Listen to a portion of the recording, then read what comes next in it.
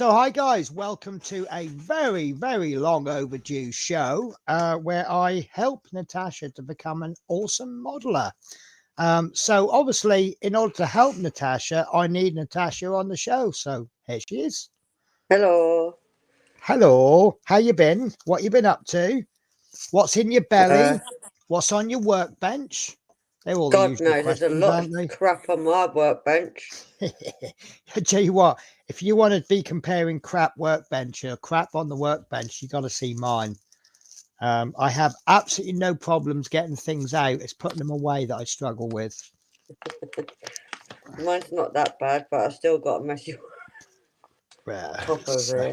Just how it goes. You kind of need to dedicate a few hours each week to just tidying up.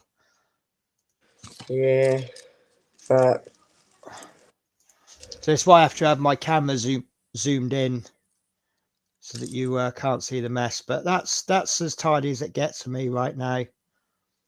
Yeah. So, but usually tidying up for me just involves going and pushing everything back. Yeah.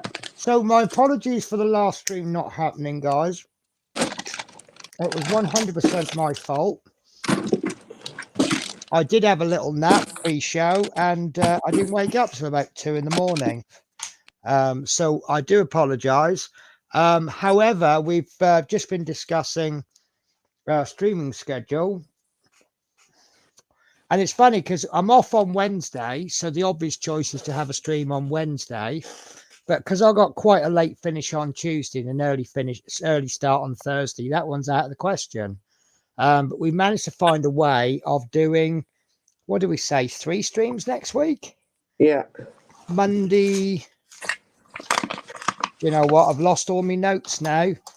I made notes on them and now I've lost them. Monday and Saturday of next week. And then we'll be doing Monday, Wednesday and Friday of the following week. So we should get quite a lot done, I think, in the next couple of weeks.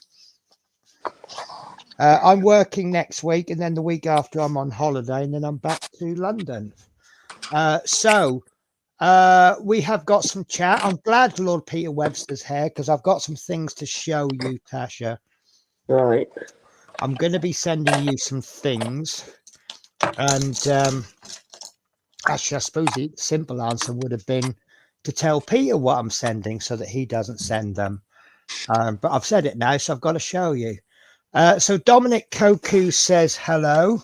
So let's do my special little preset thingy for Dominic. Dale McCormack says, hey, Dom. If anyone wants to join us, they're more than welcome to. I couldn't get enough characters on the screen in the chat. But basically, you're welcome to come and join us. However, this is a Penny and Natasha teachers learns to do the Airfix kit at a beginner level. So, well, normally we welcome you coming on and showing us your scratch built Eiffel Tower in 1:2 scale and stuff like that. This is obviously a very low level show. So that's my little test to see if it's working. Lord Peter Webb says, hi, Tash. So Dominic's channel can be found there. Just click on the link. Lord Peter Webster says, hi, Dom. And then he says, hi, Dale. And that is the chat caught up with. So I am going to be sending you this. I think it's going to be around about Wednesday. I've got you some little gifts. And actually, it didn't really cost me any money. The first one, I bought myself a new drill the other week because I couldn't find mine. And then it turns out that the one I thought I'd lost turned up, and I actually do prefer this one. This is a Citadel drill, but it's got a new head on it. And the reason it's got a different head on is because it's not, the old one wasn't big enough to hold the drill bits that I've got. So that's now going begging. So that's going to you. The second thing is these drill bits, because you need drill bits to go in a drill. Yeah. I think these are really, really good drill bits, but recently, and these pop up at Lidl's every now and again, are these little circuit board ones. Yeah. I like these better, actually, because I was using them the other day, and I like them because if you don't want to put them in the drill, you can actually just hold them. They've got that little collar. Yeah. I prefer them in the drill. You can work them out of the drill. So there's no point me having two drills, two sets of drill bits, and you've got nothing. So they are coming your way. The second thing is this hasn't really cost me any money. I needed a new knife, a new craft knife, and I like to have two because I have this one, which has got my pointy blade on it. Yeah. And I have this one that has a rounded blade. And it was cheaper to buy a pack of 3 than it was to buy 2 packs of 1. So you've got a nice blade coming your way.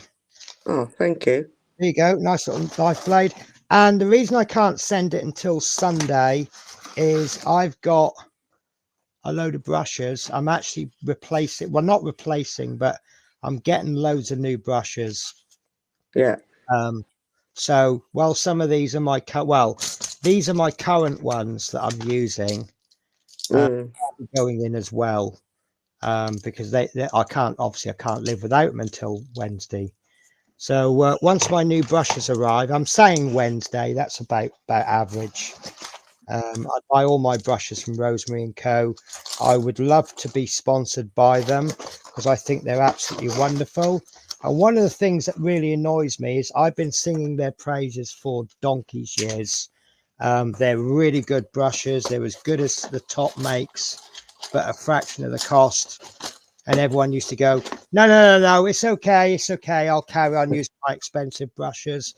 And new companies were bringing out brushes. There's an artist opus brush in there somewhere. No, sorry, not an art opus. A broken toad Kolinsky sable. And I'll be honest with you, I don't think it's as good as a Rosemary & Co brush. But it was about 4 times the cost.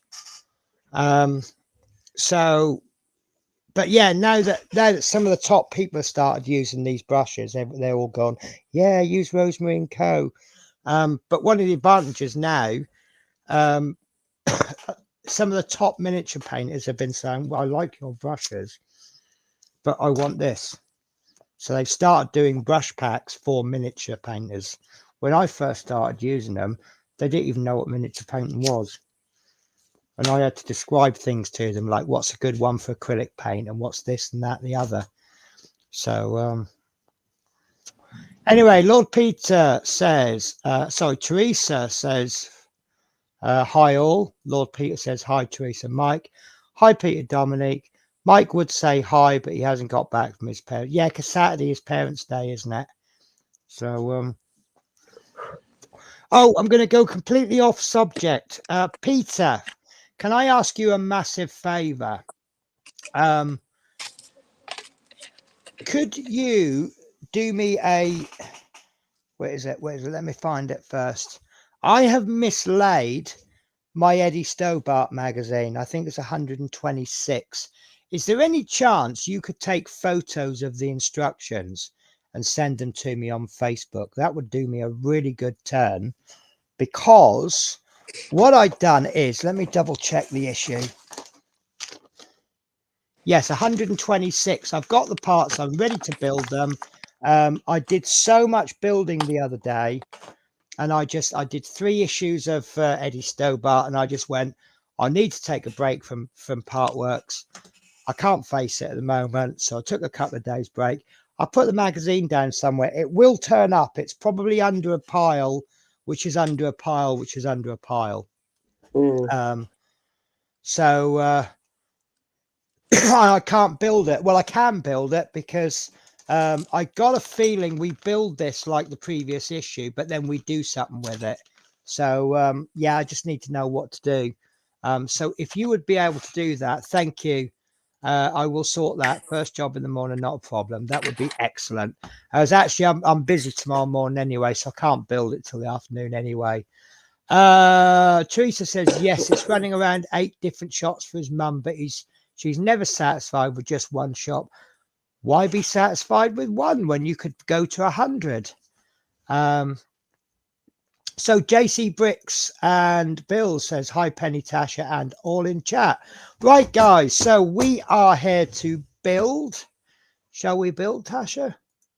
Yep, just taking a minute. It's all right. Lord Peterworth says hi, James. Teresa says hi, JC. Right, so let's do a recap first. So we are building the North American Mustang 4, which is it's a gift set. But what's the difference between a gift set and a starter set? I think the only difference really is the fact that it's got this hanger on it, whereas starter sets are just boxes to put on the shelf. I don't know, but it's a kind of a, do we say beginner level? It's beginner friendly anyway. So we have obviously got our 2 sprues. We have, let me go through the instructions and I'll show you what we've done by the instructions. So stage 1. Oh, that's right. We did the decal, didn't we? Yeah. That's why we haven't built it. So what we did was we built the cockpit up. Oh, where's that gone? Oh, yeah, that's what we've got to do. Oh, good. You'll be able to try your new glue out today. So we couldn't put the instrument panel in because there's a decal on it. And we needed to allow time for that to dry. Now you will have to poke a hole in there. Oh, God. Yeah, don't worry about it. It's fine. We've then built the cockpit area up.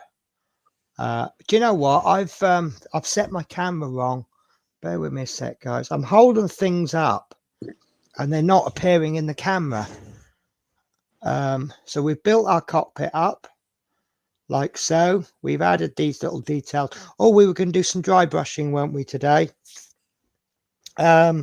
We've built our, how's your propeller, by the way? I seem to remember that I had to shorten the stem on my propeller, and I wonder if I over shortened it.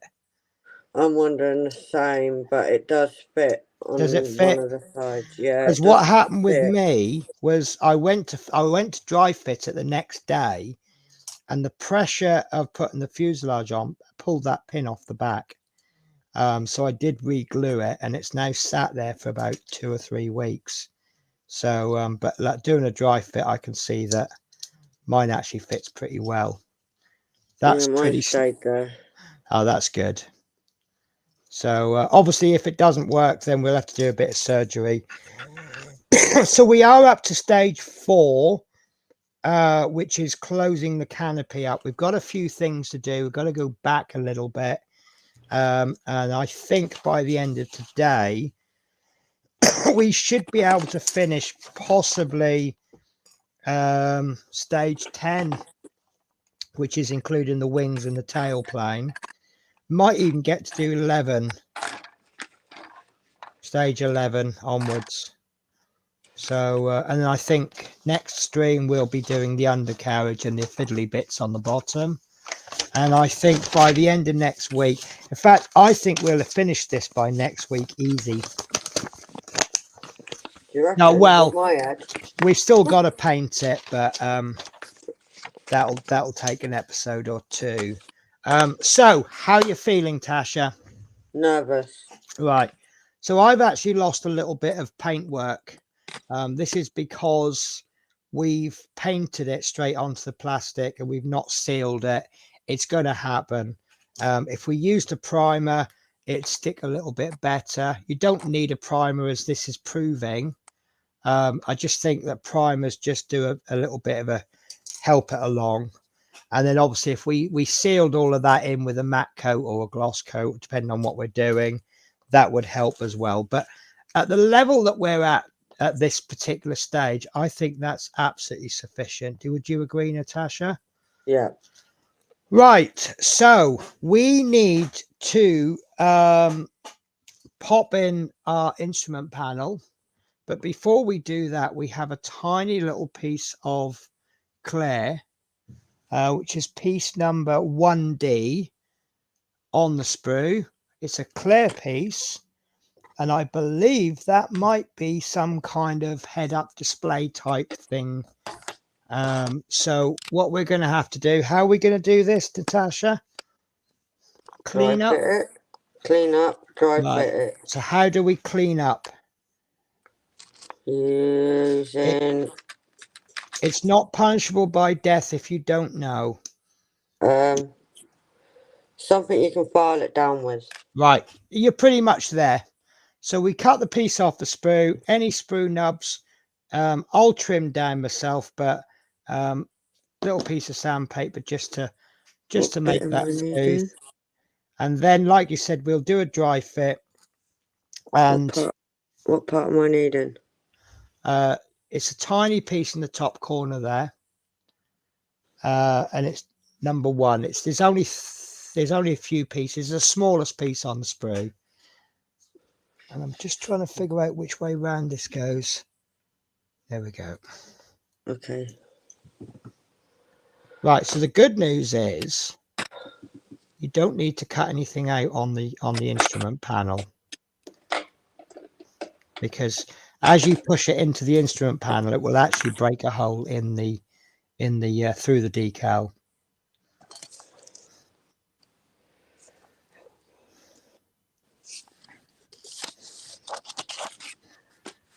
So I'm going to zoom the camera in a little bit,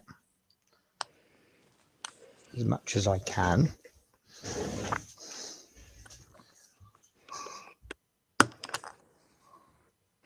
That's too much, isn't it? There we go. So that's how hard it is to see.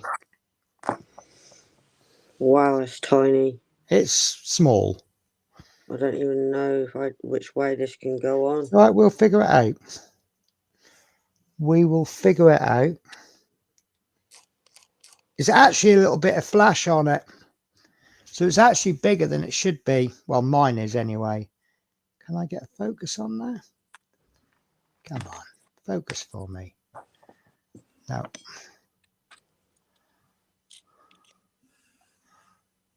Right. So I don't know if you see, it's got a little cresty bit on it. Oh no. No, don't drop it. I've just dropped it. No. I just dropped it on the table. And my table is bouncy. But on the good side, I've just found my joystick. I ain't got one, I snapped it. Yeah, it's been in war. Carpet Monsters had yours, didn't they? I can't believe I've done that. I cannot believe I've just done that. I had a pretty good hold of it as well. Mind you, saying that, I've been dropping bigger bits than that. What's that? What on earth is that? That looks like, oh, that's some support material or something. Sorry, I have this habit of, well, looking for one thing, I find other things. Always the way. Okay, well, it looks like my model isn't going to have any little funny bits on the top then. Whatever it's called. No one's corrected me with regards to head-up display, but I don't think it is a head-up display because I don't think they were invented back then, were they?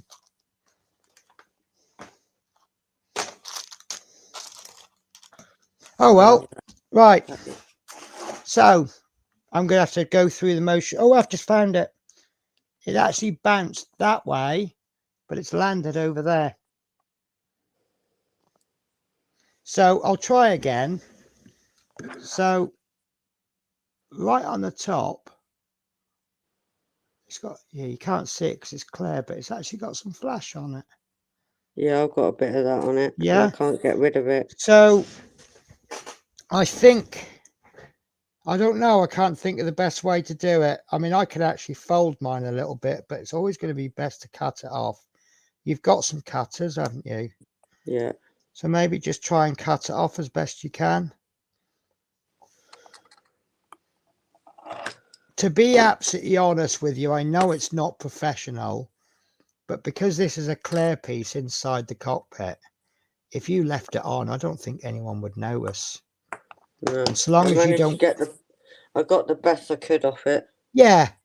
Yeah. So, right. So what we're going to do, and I'll show you a little trick.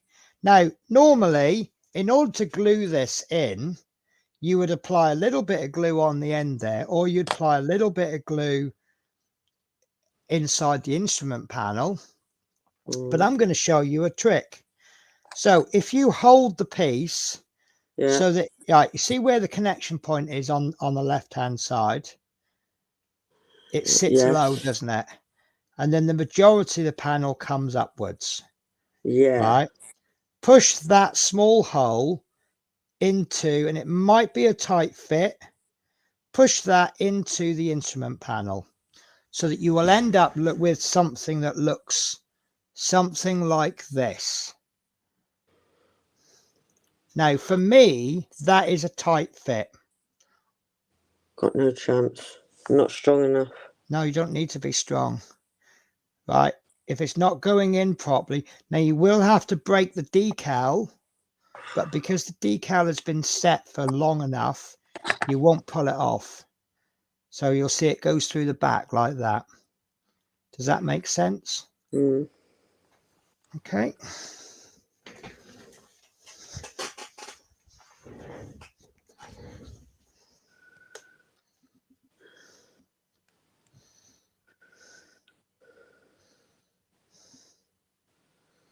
Yeah, I'm not going to put my joystick on. In solidarity with you.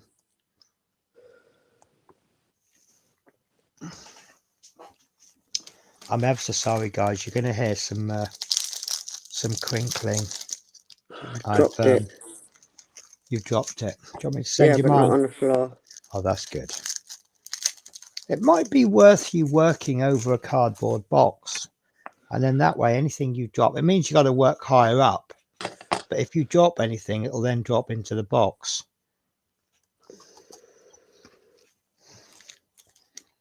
So I'm just having a little biscuit with my coffee. I've been tinkering around and doing stuff all day, and I've done that forgotten to eat thing. Yeah. And we got to about 6:30, and I realized I hadn't eaten, and I was very hungry. So thankfully, when I came home last week, I'd made up a load of spag bowls, put them in the freezer. So I've just had a decent meal within about 10 minutes. And I do love spag bowl. Right, I've got that in the best as I can. You got it in. Lovely. Right. So is another matter. As I said, normally you would be applying glue to the piece that you're going to place in, or you'll place glue on the target. What I want you to do is get your Tamiya extra thin, which you have recently obtained. Yeah. Okay. I want you to turn the instrument panel over. Right. Now, watch what I'm doing. Tamiya extra thin, and just knock the end off, like just one little swoop. A lot of people complain. So shall we just explain what this is? Yeah. So obviously with I can't find any. Have you got your tuber glue? Yes. Not a music instrument glue, but a tube of glue. So that is the glue that comes with the kit. Now, I maintain, someone on this channel has put into comments, it's crap. I maintain that it's not crap. It is a good enough glue, but there are better glues out there. And in my opinion, that better glue, amongst others, is Tamiya Extra Thin. I think this is, when you ask a modeler what their favorite whatever is, most items you'll get a debate. What's your favorite paint? We could be there all day. I think you'll probably find that 95% of modelers will say Tamiya Extra Thin. So how do we use it? Slightly different from poly cement. Now, with your instrument turned over, instrument panel turned over, is yours turned over like this? So you're working on the back, not the front. Yeah, got it turned Okay. over on Now, the your thingy-majig. Tamiya Extra Thin. Now, one of the complaints I hear a lot about people using Tamiya Thin is that it floods. They dip that in and then they touch and there's loads of glue come out. That's so easily fixed. You just knock the end off on the side of the jar. Do you want me to do that again? Yeah. So as you take it out, let me come in a little bit at an angle. So you've got your applicator in. As you take it out, you just knock the end off like that. And what we're going to do is the tiniest tap. You see where the new part has come out through the back? Yeah. Just going to give a little tiny tap there. And that's it. Can you see how much less glue there is on there? Yeah. There's still a lot of glue on there because I didn't tap it off enough. Now, that's all you need to glue that part in. Now, would you agree that was easier or harder than poly cement? Easier. Yeah. Now, there will be times when Tamiya Extra Thin is not the best glue. But I think you'll find 99% of the time it will be the best glue. Right, so we've got our instrument panel. And you'll see on the bottom there's a little tab, which you may or may not have painted. No. I don't know if I told you not to paint it, but I didn't paint it anyway. That's fine. So what we're going to do, you see the hole in the cockpit floor? Oh, is that where the seat is?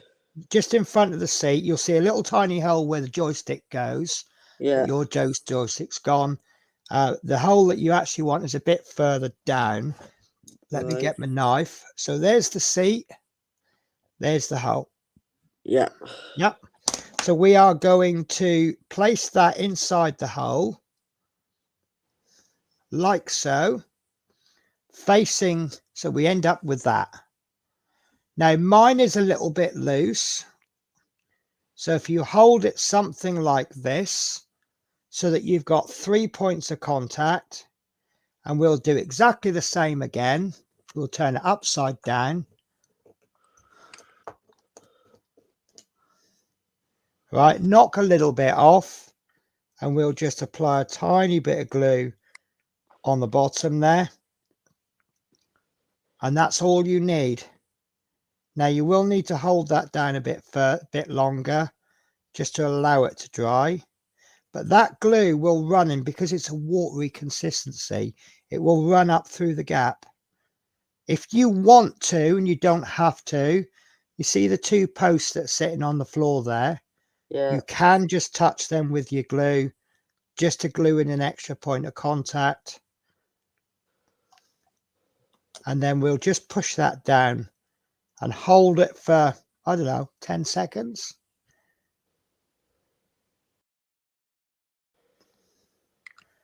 And that's the beauty of Tamiya Extra Thin. Now, do not throw away your poly cement, because A, it's still glue, but B, there will be times when you'll probably find that's a better glue for that particular job. But you'll find 99% of your jobs, some kind of liquid glue with a brush applicator will be better. Now that you have used both, think about those two applications we've just used the glue, and think about how you would have managed using poly cement. I find this easier with some things, and now I'm going to find the other thing easier for other things. Right. So do you A, think poly cement is better than Tamiya Extra Thin?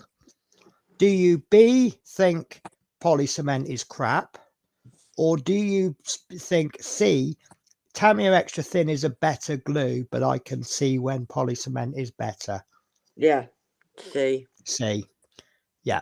So this is kind of my point, and I can't remember who said the comment, and it was a valid comment. That was their opinion. They're entitled to their opinion. Yeah. But I do think that I don't think this actually puts poly cement out. I think it just makes poly cement look a little bit naff. Right. So Lord Peter said, or sit in a big box. David Barber said, or in the bath. That used to be our joke with mangoes. If you get yourself a really nice juicy mango, you really need to eat it in the bath because it's just juices go everywhere. Yep. Tasha's idea of sitting in a big box is one of ours full of beads so that she can swim in them. Do you know what? I'm actually thinking about getting a ball pit for the cats. Yeah. I can just chuck them in and they can just play with balls all day. Yeah, but the problem is, if I was there, I'd end up in it with them. Yeah, I probably would. Yeah. East Coast UK. I found since I started using the lock and tweezers, they flick stuff out. Normal tweezers never had issues. Last time, 5 times it flicked the escort bumper indicators out. Lucky never lost it. Well, I can show you a little trick for that.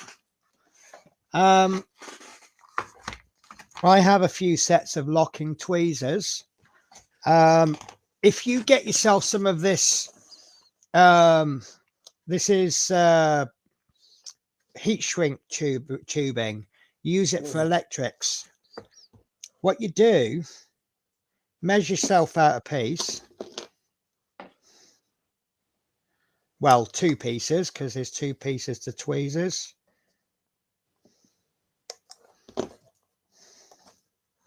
Push that on the end of your tweezers. I don't even know if this is going to be the right size. Do one at a time, actually. And then get yourself a lighter or a hairdryer or something hot. Just run that over, and the heat causes it to shrink. Yep. Oh, when cool. That's cooled down, you do the other one.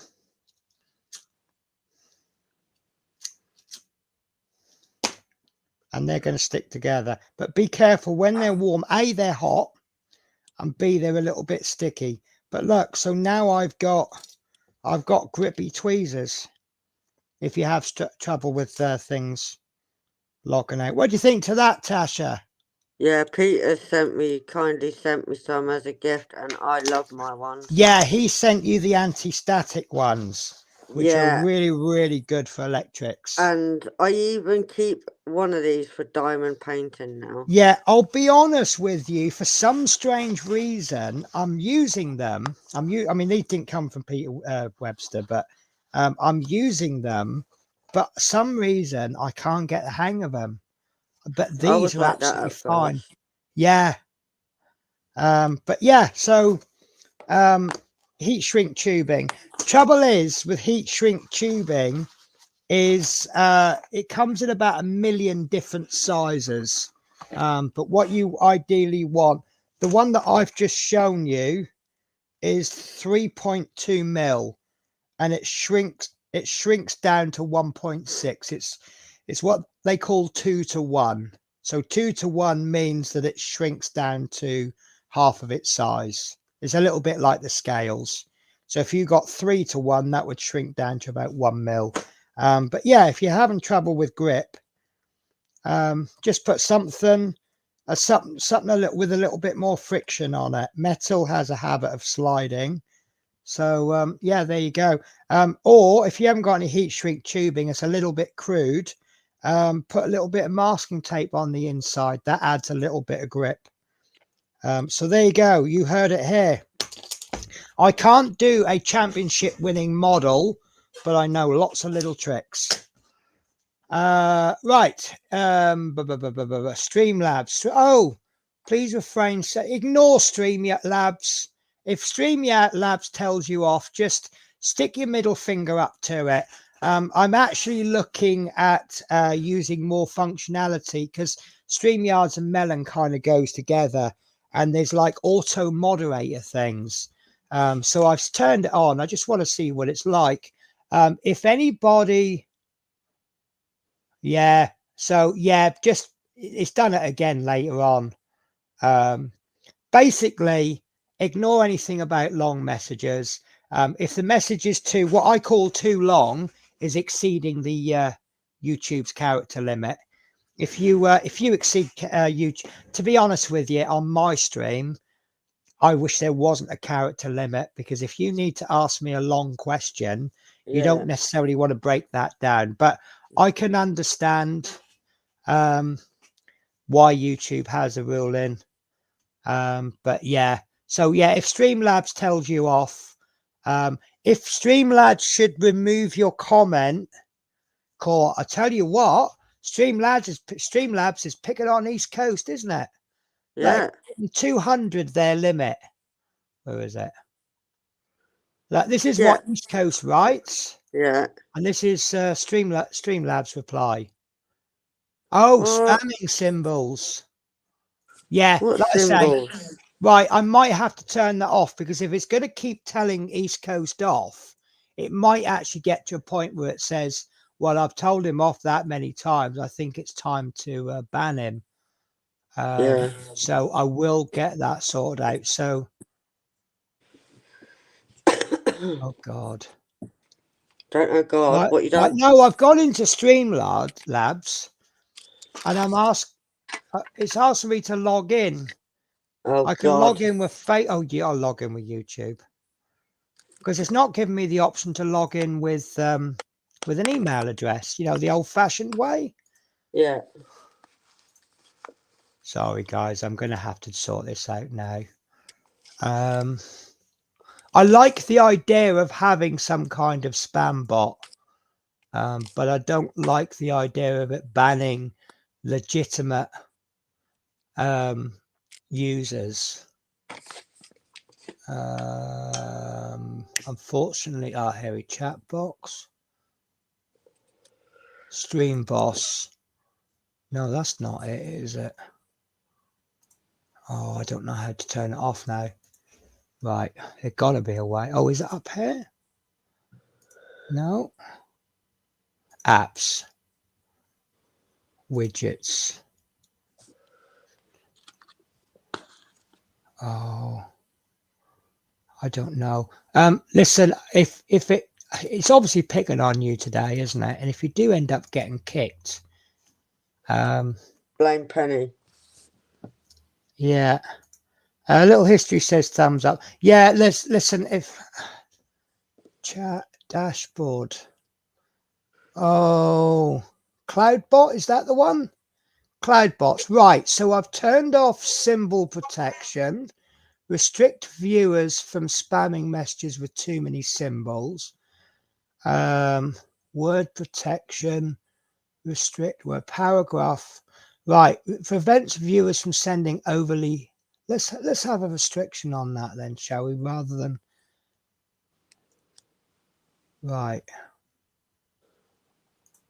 Oh, that's lucky, because if you, yeah, I see what it's doing. Right, so I've set the maximum length to 300. I think that's long enough, isn't it? Because if you do it too much, it's actually set to give you a timeout for 600 seconds. Wow. Which I think is quite a long time. Yeah. For anything. Do you know, I think most of this is actually irrelevant to YouTube. I mean, like, there's link protection, but you can't send a link if you're not a moderator. Anyway, this isn't getting the build done. So we have put in our little display thing. How's yours look, Natasha? You can't really see. Now, if you give your dashboard a gentle tug, don't like rip it out. Is yours in firmly? Yeah, I'm not tugging it no more That's than not that. bad for a tiny weeny drop of glue, is it? No. Can't complain at that, can you? Right, No. so that's done. Now, kitchen roll. Oh God, I forgot to get some of that. Oh, God. 1 Was minute. it someone who saw me yesterday and they said, something they said Jesus, and they went, "Oh, I'm sorry, didn't mean to call you Jesus." I said, "It's okay, I usually get called God." I say, people get on my bus, they take one look at me and they go, "Oh, God." And I go, "No, it's okay, my name's Penny. You don't need to call me that." So, oh, I've got some news for you guys. You'll like this. I don't know if Tasha can still hear me. Probably not, so I might have to explain the story again. Some of you may or may not know I got assaulted in July while I was on my bus. Some kid that I wouldn't let on my bus for free reached in through my cab window and punched me. Police got called, they looked on CCTV, they recognised him instantly, etc., etc. Insert British justice system here. He's been to court. I got a letter today. I've been awarded £100 compensation, which is all right. That's a model kit, isn't it? Or a few little bits and bobs.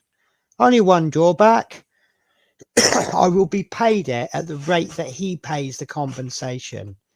So if he says to the court, "Okay, I accept the punishment, I accept the £100 fine, but I can only afford £1 a month," that's all I'm getting. £1 a month until I get £100. Yeah, East Coast just beat me to it. Look, £1 a month. That's all I could be getting. So, although to be honest with you, if he could pay £20 a month, that's what I owe Department of Work and Pensions. I had a big, long running argument with, this is actually really funny. I had a big running argument with them over overpayment of benefits many, many years ago. And I claim I wasn't overpaid. What had happened was I was on one benefit and I switched to a different benefit. And there was an overlap. And what they did is for about 5 months, one come back said, "Oh no, you're on that benefit, you're not entitled to that, so we're going to take all of the money paid back." And then the other one said, "Because you're on that benefit, we're going to take all the money back." So I ended up not getting paid out by either. So I've argued that I should have been on one or the other. I really don't care which one I was on, but I was entitled to one. And this argument just raged on for years. And obviously they were threatening to arrest me and this, that, and the other. And I just went, "Do you know what? Sod it. I've just done 2 years self-employed as a limited company. I'm just not going to argue over £5,000. So I just wrote to them and I said, "I accept this, but I don't have the money to pay you back. May I make an offer of £20 a month?" And they said, "Yeah, fine." So I'm paying them £20. I'm paying £5,000 back at the rate of £20 a month. I think I will most likely be dead by the time I finish paying that off. So who's won, them or me? I don't know. There's a debate there, isn't there? So yeah, Lord Peter says the problem is the court can't refuse any amount offered to pay the fine. Yeah, this is the thing. I actually regret offering Department of Work and Pensions £20 a month, because they probably would have taken a £5 a month. Yeah, probably. So given the amount or of even money, £2. It's yeah, still. and given the amount of money I'm earning at the moment, I mean, I could pay the £5,000 back in a year, but £20 a month will do me. I don't really miss it, and now it comes out of my wages, out of my bank at first of every month. Anyway, guys, bear with me a sec. I'm getting a little bit hot here, so I'm going to take my, to quote Little History, I'm just going to take my cricket jumper off.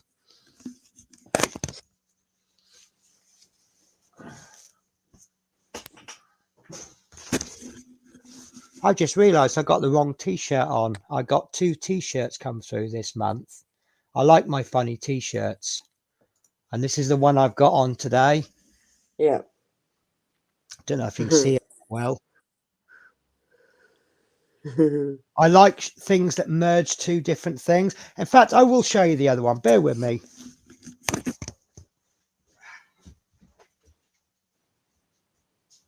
Hello, Tiddles. How are you, my lovely?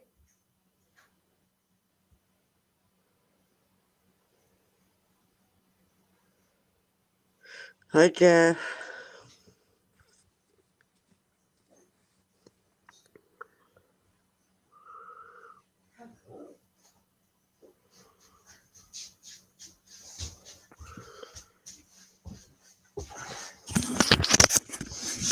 I think you'll love this as much as me.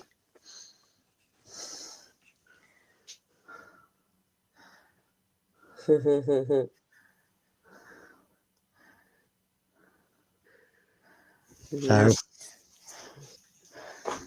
right, put that on the chair, never to be seen again. You know what I'm like when I put things away. So yeah, system's a joke. Well, to be fair, it works both ways. You know, if you have got yourself caught up in the court system and you're on a low income, you know, how would you feel if, like, you got fined, I don't know, £1,000 or something, and they say to you, we want the whole lot, and you know, Yeah. maybe you're on benefits or something, where are you going to come up with the money? So this Exactly. system of offering, you're paying your fine off, aren't you? But you're just doing it over many weeks, and that's going to help you live, because at the end of the day, food is more important. And let's be fair to this kid. You know, he did something. He was a bit of an arsehole, but he still needs to live. And we don't know his. I mean, he might be earning millions a day in drug money, and you'll just go, yeah, it's £100 worth it. So you know, but yeah, it's just how it is, isn't it? So Crafting Budgie Mama has said hi, Jeff. Yep. I think I might have missed something, but if I have, I apologize. The problem is the court can't refuse any amount offered to pay the fine. They can't refuse the Queen's, aka King. Are you like me, Peter? Are you refusing to accept Charles as king? I'm sorry, controversial subject. I can't wait for William to come in. I'm the exact same, to be honest. Yeah, I thought the Queen was a good queen, and I think William has the potential to be a brilliant king. Charles, I just can't. Basically, the only reason he is king now is his great uncle wasn't allowed to marry a woman who was divorced. Yep. And what's King Charles done? He's married a divorced woman, and he's Woman. king. I'm sorry, I can't agree with that. Anyway, this isn't what this is about. Cost more in corrupt duty solicitors on paper. Cool shirt. The dude that assaulted you will get his comeuppance. Listen, I probably will never see him again. I'm not even at the same depot that I was at when I got assaulted. Things happen. I'll be honest with you. One thing I learned just before he punched me, he said, was it worth it? Meaning all of that over 175 fair, he hasn't lost any time. The answer is no, it's not worth it. And do you know what? Ever since that day, I've not refused one person on my bus if they haven't got enough money. In fact, last night, I had someone get on my bus. I've only got 50 pence. Can you help me out? I said, yeah, give us your money. On you get. I mean, that circumstance, it was a young girl at 10 o'clock. And I don't want to be reading the papers about some girl who's been assaulted late at night on a cold day because some arsehole drivers refused her because she hasn't got enough money. My job is getting people from A to B. My job is not about revenue. TfL employ people and pay them more money than me to go out and catch people who are fare dodging. It's not my job to stop people, to get people paying. So, yeah, he might get his comeuppance. He might not. I'm getting on with life. Karma always finds its way. Yeah, sometimes quicker than others, Yeah. sometimes slower, but you know, it is what it is. I've got you lot and my cats. I'm getting on with things, and do I need anything else? Can't ignore my birdies. And your birdies. He would have got a bus band. Oh, hang on, I've missed loads of chat. So a-holes always get paid back. Yeah, they do, one way or another. Sorry if this is not allowed, Penny. Just noticed that Jess, aka Scale Model Snail, just posted that Terry Senior has unfortunately passed away. Oh, bless. Rest in peace, Terry Senior. Yes, so rest in peace. I know it might seem a bit silly. We are going to start the next stream with a minute silence. Yes. For him. It Lord was. Peter says, I don't believe he should have become king, and his knockoff doesn't deserve to wear the crown. Me and Peter, we agree on so many things, don't we? East Coast says he would have got a bus band too. Good on you for going that way. He passed away at 11 a.m. US time. Yeah, I mean, we knew it was coming, but it doesn't make it any easier, does it? No, it's very upsetting, and I Yeah. watched him quite a lot, and you know, behind the scenes, and then seeing all that. Yeah. It's just like, oh my God. Yeah. I mean, it's like when I lost my mum, she was ill for a long time, and if she had recovered, it would have been an absolute miracle. Yeah. But when it happened, it didn't make it any easier. No. So, but yeah, so yeah, we will start the stream in the next stream with a minute silence. So I hope everybody catches the beginning. And obviously, if there's anything anyone can suggest that I can do, I just pray he goes to the right place, and he goes to heaven's best hobby room going, the VIP hobby room in the sky. Yeah. So He's probably with my two budgies messing around. There he is. He's probably met your budgie now, and he's learning all about you from them. And he's sitting there going, "Did she really? No, honestly, no, I can't believe that." Right. So where are we up to then? You told me to get kitchen roll. I told you to get kitchen roll. I did. Right. So if you remember in the last episode, we painted this grill silver, didn't we? Grill? What grill? Right. So on the cockpit at the back, yes, is that black box. Yes, now, did you paint your silver? Yeah, silvery. Right, because we had the silver from another kit, didn't we? I think so, yeah. I am going to show you a cool technique called dry brushing. Oh, God. No, honestly, it's ever so easy. Peter, it would be a lot easier if I could find my kitchen roll, which I can't. I tell you to get kitchen roll, and I can't find my own. Ah, there we go. See, I put it in sensible places. Right, so you are going to need a piece of kitchen roll. Yeah. You are going to need one brush that you do not care about.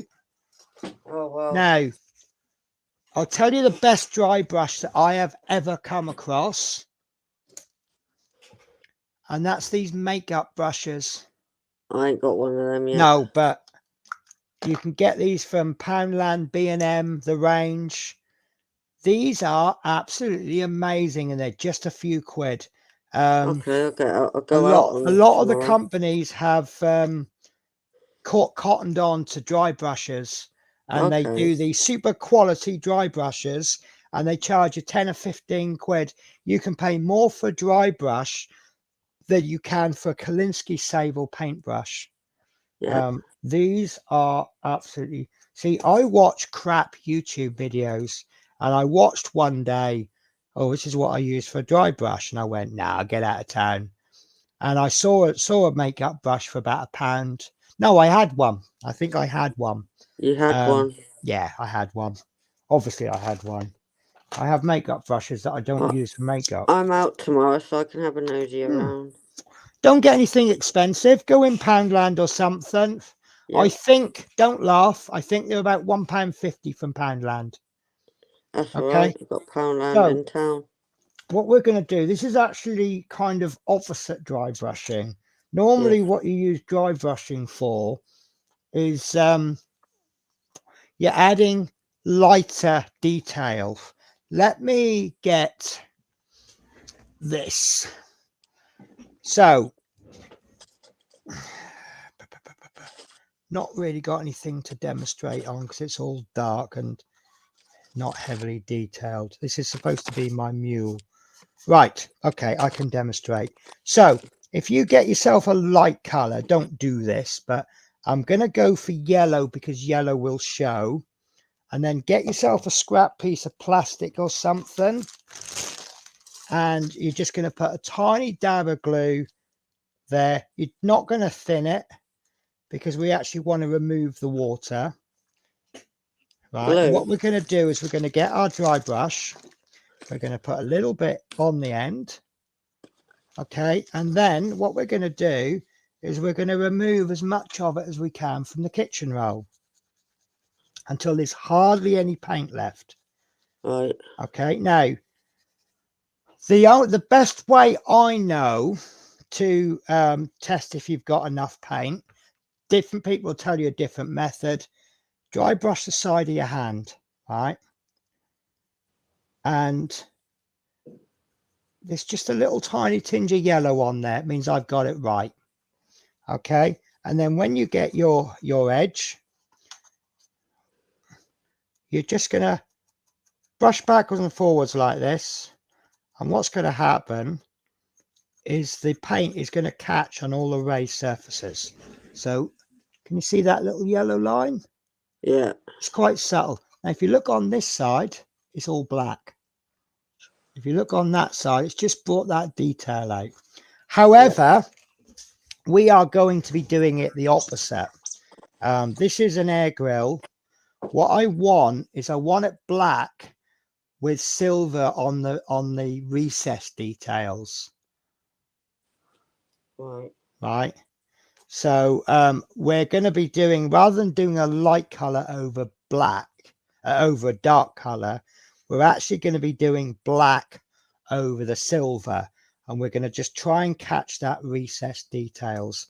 So let me just clean my brush out because it's got yellow paint on it now. So the only trouble with doing this is it makes the brush very difficult to clean because you're ramming dry paint in this. So don't use your best brushes for it. Okay. As you collect brushes, this is why starter kits are good, because you've got a size 2 brush, haven't you, with your first kit, and then you buy a second kit, you've got another size 2 brush. Well, actually now what you've got is you've got a size 2 painting brush and a size 2 dry brush. Now, East Coast has suggested you cut the bristles down on that one, Tash. I'm actually going to say not just yet. Oh, well, I've done it now. Too late. Oh, if you've cut it down, then you've cut it down. Yeah. But I'm a big fan of try different things. Okay. You know. So what do I need again? Right. So you're going to need a piece of kitchen roll. Yes. You need an absolutely dry brush. Yeah. It needs to be absolutely dry. If there's any moisture in, it's going to wet the paint and it's going to become a bit sludgy. Now, there is a train of thought that says you don't do your paint, you don't do that on the kitchen roll. Oh, we've got MP. Hello, MP. How are you, my good friend? Hello, good evening, Brett. I'm Natasha. Good evening, MP. So, yeah, there is a new theory that I've not fully tested that says you don't remove the paint via a kitchen roll. What you actually do is you get yourself a paint mule. So this is my paint mule. If ever I want to paint anything, I'll paint it onto this. So it's experimenting. And what you do is you get some nice detail bits. You dip your brush and then you paint on your paint mule until the paint has run out. It stops that chalky look. But I'm not too worried about that for now. I haven't tested it yet. So get your black paint. Yeah. Okay. Dip a little bit on the end. Not too much, just the end of the bristles. This is actually getting a bit worn out. Okay, just a little bit like that. And then what you're going to do is you're going to remove as much of that paint as you can on the kitchen roll. Okay, and when you're getting down to about that, you know you're about there. Okay, because that kitchen roll is going to suck all the moisture out. And then just give a little brush on the back of the hand. If you're getting a light amount of paint, you know you're there. And then what we're going to do is we're just going to run our brush over that. And you'll see the black will transfer onto, actually you might want to do that as what I'd call a semi-dry brush. But you'll see the black transfer onto the grill.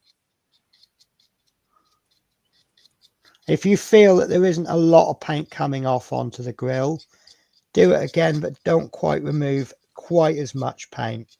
But don't go in with a fully wet brush. And then we're just going to run that, probably run it downwards, Natasha, because Okay. a lot of the detail is running across.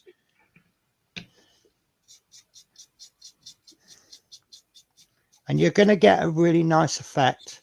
Can you see that starting to get black? It looks like it's silver underneath. Yeah. Okay. As I say, if you're not getting a lot of transfer, don't wipe the brush quite so much. This isn't real proper dry brushing. This is just painting the top layers. But you might actually want to go downwards and then go across. But what you don't want is to get your bristles right in, because you're going to cover that silver. But can you see how, can you see how that lovely shiny silver is disappearing? Can't really see mine. Now have a look on There it mine. is. Can you see that the top bit is black? Yeah. And we're just going to keep going over that until we get the result we're after. If it's still a little bit shiny, we'll do a bit more. And as I say, if you're not getting the amount of paint transfer that you want, then don't wipe quite so much paint off. But you can see how it's going to damage the brush, can't you? Yeah. So don't go out and spend 20 quid on a brush and then use it for dry brushing. But that's the one thing I just don't get. People used to say, when you're dry brushing, get your old battered out brushes that are no good anymore. And now these same people are telling you, go to this company and buy their dry brushes. It's the best dry brush. It's £15 a brush. And I'm like, yeah, 3-4 years ago, you were telling us not to use £10 brushes for dry brushing. Yeah.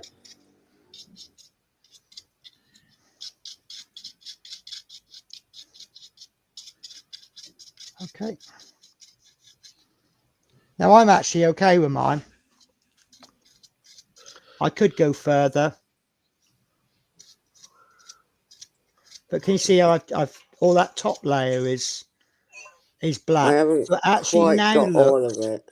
No, so just keep going. Take your time with it. It's better to build it up really slowly than to try and get it done. But can you see how mine, it now looks like there's a silver panel sitting behind the outer panel, Yeah. even though it's all flat. Well, practically flat.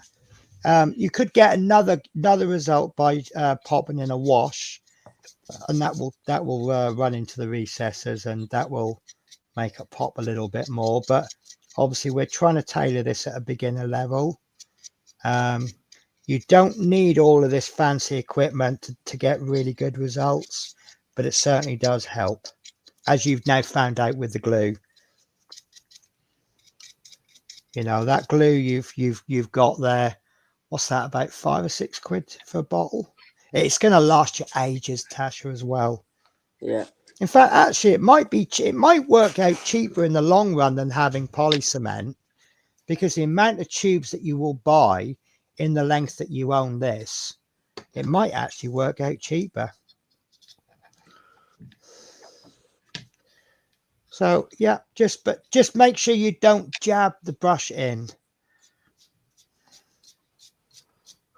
You're just trying to get that top surface, and I think I've just overdone mine. I think that's what I've just done.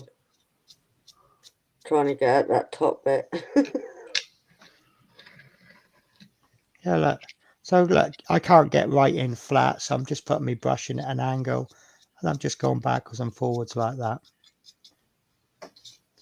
And there you go. So I don't know if you remember how shiny my silver was to start with, but it's certainly not shiny anymore. But you can definitely see. That's it. There's nothing wrong with that. So Can't now, get right at that top though. that's fine. You're Right. probably not going to see it anyway. By the time this goes in there, you know, you're probably not going to see it anyway. But just go to the level that you're happy with. If you want to spend the next hour doing it, I will let you, because we can just keep going until you're happy. But are you seeing the theme in this hobby? You take things gently, slowly. Yeah, don't rush. If you need to rush your models, I think you're in the wrong hobby. Would you agree with that, MP? Yes, man. We just do any model have the exact time to work in a model. Yeah. And to be honest with you, I like to put a cost per hour on my models. You know, if you gave me a £5 model and I had it done in an hour, that's not really fun, is it? It's cost me what, 50, 60 quid a week. That's really nice, MP. This is a technique with inverted dry brush with a technique black and white. Yeah. I primed the model with the. Oh, you're doing a zenithal highlight. I put the primer black. Yeah. Then I put gloss finish. Yeah. Dry with air dry. I put some heat. Then with a dry brush with flat white, I push up the details, and you can see the details of this. Nice. Only with black and white you can do this. Yes. Very simple technique, and it really helps with the contrast on the colors, doesn't it? Yes, and that's actually how I did my little pilot figure. In the wheels. I did my pilot figure. Now I don't know if you can see the legs. You see how you got that detail on the top? It's a little bit lighter. Yes. And that's because I did. I did a black here if I take in the canvas. Yeah, that's really part nice. of the canvas. Yeah. This part. So if you have a look at that, Natasha, you can see the result from dry brushing. That's doing what you're doing now, except that a normal dry brush, you put a light color over a dark color just to pick up that detail. But can you see how much detail there is on that model, Tasha? Yeah. In the engine, every detail is the suspension, everything. Yeah. Now, if you don't do a highlight, Tasha, that model will just be all one. It will just seem lifeless because you won't be able to see the detail on it. Mm-hmm. And this is very small. This is 172 scale. You can see my hand. This is an MV, a two-man cab. Yeah. Bear with me. I'm just going to catch up on the chat. So cut the bristles down on that one, Tash. So, right, if you do cut the bristles down, it might be easier. It might be easier for you because good dry brushes tend to be shorter bristled. But I want you to use just a normal brush just to sort of get the technique. But what I will say, Tasha, congratulations. You are now mastering an advanced technique. Did you ever believe you'd be doing that on your second or third model? No. So there you go. You have now mastered a advanced technique. Yes, it's an advanced technique. Yeah. So you go, she hasn't got all of the beginner techniques yet, but she's getting advanced techniques under her belt. Yes. So And congratulations. with that technique, you can use in every models, planes, ships, figures, everything. Dry brushing, it's a fantastic technique. Yeah. Yeah. Yeah. Very simple, but the final result, it look awesome. It Yeah. push up the And details it's of not the model. that much effort to give for the Yes, for yes, the it's very output that simple. you get. You do very little input for a lot of output. That's the words I'm looking for. Yes. Right. East Coast says, I've used that method on real cars for years, doing the seam sealer like factory. East Coast says, how's the house going, Lord? Lord Peter says, just waiting for the correct bay window design to be replaced, hoping early next week can get back to normal as we can get, as back to normal as we can get. East Coast says, bet it's been cold. They was doing them a month ago. Hopefully you sorted before snow here. We ordered starburst diamonds on each bay top light, 5 in each bay, and they brought us leaded diamond pads, and which we hate. And I have absolutely no idea what you're talking about there, Peter. That's how much my knowledge of windows and things is. Did they fit them temp for now or board it up? We're fully sealed now and tiled canopies all fit, new radiators fit, waiting for the flooring to be replaced in both rooms now. That's good. At least they not left you in the cold. We had an 8x4 sheet OSB. I forget what OSB is, but isn't that the stuff that glazers use to like board up windows? But that's been up for 2 weeks, been -3. Oh my God. Yeah, I can remember you saying when I was last on, before I went away to Cambridge, only got back Tuesday. At least they'll all be done by summer. WTG Tash. Well, you have to go. Oh, way to go. Yeah, I'm not up with the kids' language, I'm afraid. All this lolling and rolfing and stuff that they do. You weathered the tank partly. That looked good. Yes, that was a good point. We weathered the tank, didn't we? Yeah, I didn't do all the weathering on it. No, but you did it part way, didn't you?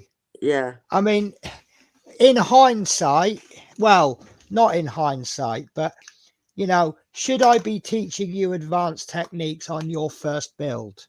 No. It was a bit of a gamble, but you actually did advanced techniques on, well, our first build together. Yeah. So I think if you've got long enough and flexible enough arms, you should be giving yourself a pat on the back. Jeff says, another model making skill under your belt, Tasha. And that is the chat caught up with. So, yeah, again, what we've now done is we've used something that's not designed for model making, and we've used it for model making.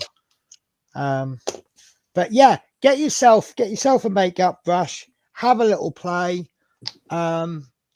Maybe we can find you a kit to make up as a mule, and you can just have a little go and then see what you think.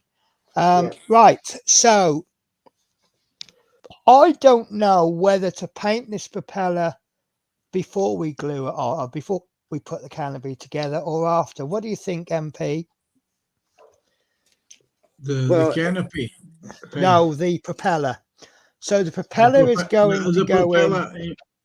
It depends the system. It's from the propeller. If the propeller it have a little pin, you can do in for the last part of the model. You just put in the final. Right. But so if it works with the fuselage, you must glue. It goes into the canopy like that, into the fuselage it's like going that. to close with the fuselage, correct? Yes, but should we paint the propeller first before we put it in? In my opinion, I do painting the propeller in the final. Right. Okay. Fair enough. It's right. better because you are painting the fuselage, and with painting we can damage the propeller. Right, so we are going to put the cockpit in next, and we're going to glue up the fuselage. what's the first thing we do, Tasha? Dry fit. Well done. See, I knew I'd drill that into you. So Yes. just say it enough times and it happens then, doesn't it? Right, so you'll see little guidelines inside the fuselage. A little bit Yeah. hard to see with the green, but just have a little fiddle around, because it kind of goes over the guidelines at the front and under at the back. What the hell? And that's so that you can't see them from the exit holes. And then we'll pop our fuselage halves on, and that doesn't want to close up. I noticed that last time. I know I've not put the propeller in, and there is a reason for that. It's just too much for me to worry about. Oh, Right. you got the other side off as well. Say that again. You got the other side off as well. Yeah. So Really? you've got two bits of fuselage, Yeah, haven't you? mine's still stuck on the sprue. Oh, you need to cut that. Oh, it's because you painted yours on the sprue, didn't you? See, I'm impatient. I have to cut everything off. Right. No, I haven't painted that one. Did you not paint inside the fuselage? Not on this one, Well, you no. better get painting then. Yes. You need colour number 30, which is a green. And yeah, just get your paint slapped in there. And then that'll give me time. I didn't know you did that part. I'm pretty sure we said it. But, you know, if we haven't, we haven't. It's not the end of the world. No. No. Just do it now. Yes. Right. I think what's happening with mine is it's popping out of the guidelines. As I do one bit, it pops out the front. So I think there's a worthwhile gamble there to glue it in and then put the other half together. The fit, it's okay, Penis, or have a seam line? I don't know, because it's not fitting in the guidelines properly. It's not fitting properly. You are doing the dry fit? See, I can fit the front. Yes. Oh, I can see what's happened. Yeah. Sometimes we just need to sand a little bit more or cut if it's a little bit of the plastic inside, because sometimes the mold have an excess of plastic. Or in this case, we must correct the plastic it's not inside. in the line. Yeah. Yeah, basically what MP has said there is we must make sure it fits on the dry fit. Yes, always dry fit first. Right, there we go. The front is in. Yes. And then it's getting the back in. Now, if I fitted the back, the back will go together, but then the front won't fit on. Yes, that for I can see, it seems you have a little more plastic in the part of the seat. It's actually it creates pressure. It is in. No, it's because I've not glued the cockpit in. It's actually slipping. Once I get it in, it's moving the part. Yeah. Now, Tasha, have you got masking tape? I got a feeling you haven't, but you have got pegs, haven't you? Yes, I'll have to go again in the kitchen for them. Right, that's okay. Don't worry about it yet, because you still got that cockpit to paint. Yeah.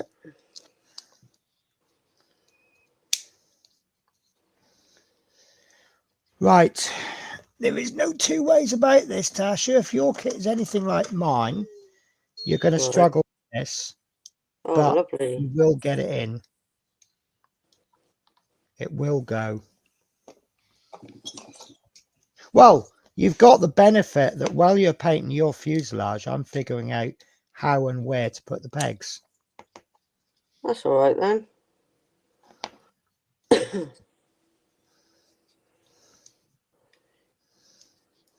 I was probably behind on the last one doing this. Don't worry about it. First off, it doesn't matter. It's not about the race, it's about the journey. Yeah. Yes. most important, it's having fun on the bench. Yes. Yes. And it's a laugh a minute when we're involved.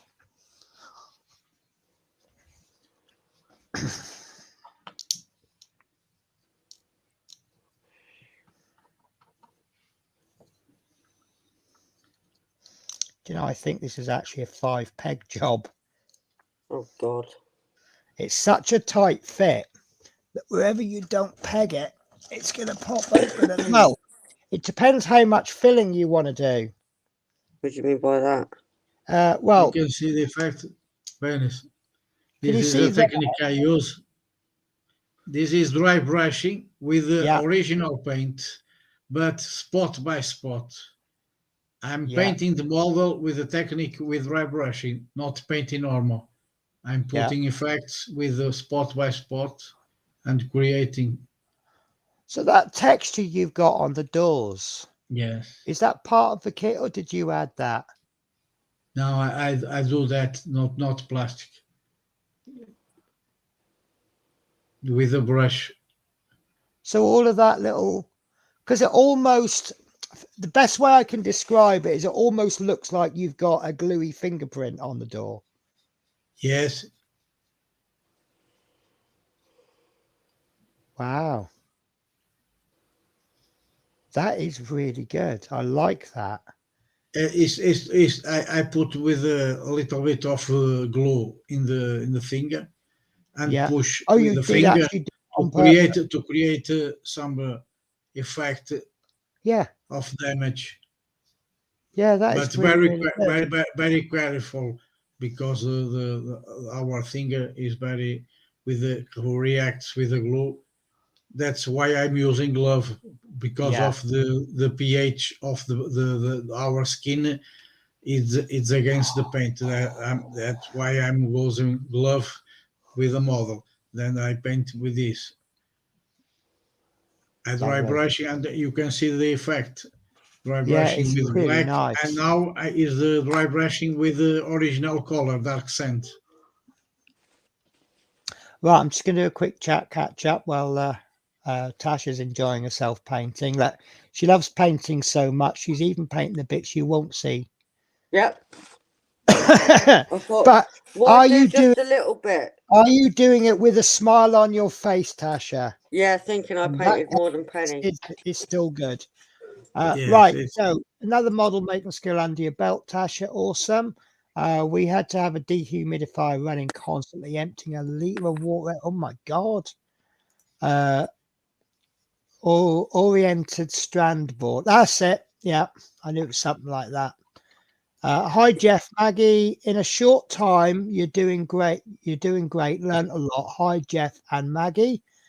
Great teacher. Thank you. But I always insist, you can't be a good teacher if you haven't got good students. If the yes. students refuse to learn, then there's no way you can teach. Peter says, I'm learning as you learn, Tash. Penny gave me so much knowledge. Peter made me blush the other day. I showed him a picture of give him a sneak preview of my pilot figure for the Lancaster, which is, he looks mucky at the moment because I've just put some oil washers on him. But yeah, so, but he says that it's really good. And I'm like, yeah, okay. Yes, it's very good workload. Penny. East Coast, I have 11 cars sat waiting on primer and paint, still waiting on my 2K clear on all the green stuff metallics range to arrive, and 16 more Mr. Hobby paints. Peter is saying, I've not long got the 3 sets of green stuff chameleon paints arrive. Now, I've tried that green stuff chameleon paints. It is absolutely amazing. The one I like the best is it's either red going to green or green going to red, one or the other. But what I found is if you paint one layer on, the effect isn't really that good. And then you have to put sort of 2 or 3 thin coats on. And the more coats you put on, the more the effect. But then it hits a point where the effect is so strong, it's gone completely the other way. It goes to the other color and it won't come back. So you kind of, there's a little bit of an experience there in learning when to stop. But yeah, we tried that. There's a company called Asset Drop, and I wish they hadn't stopped. They used to send you, it was something like £30 a month, and they used to send you a couple of mystery paints and maybe a figure and a few little bits. They might send you some scatter leaf or something like that. And one month they sent us the Green Stuff World Chameleon paints, and if I was doing more fantasy figures, I would have bought more. Absolutely great stuff. Or who knows, I might do an aeroplane in my own scheme. If here you go, I'll do myself a, I don't know, an F-35B under the title of "What if Penny became a dictator in some country?" That would be the color scheme I'd go for. I don't care about camouflage, you know. What's the point in camouflage? I can't see you. Clash.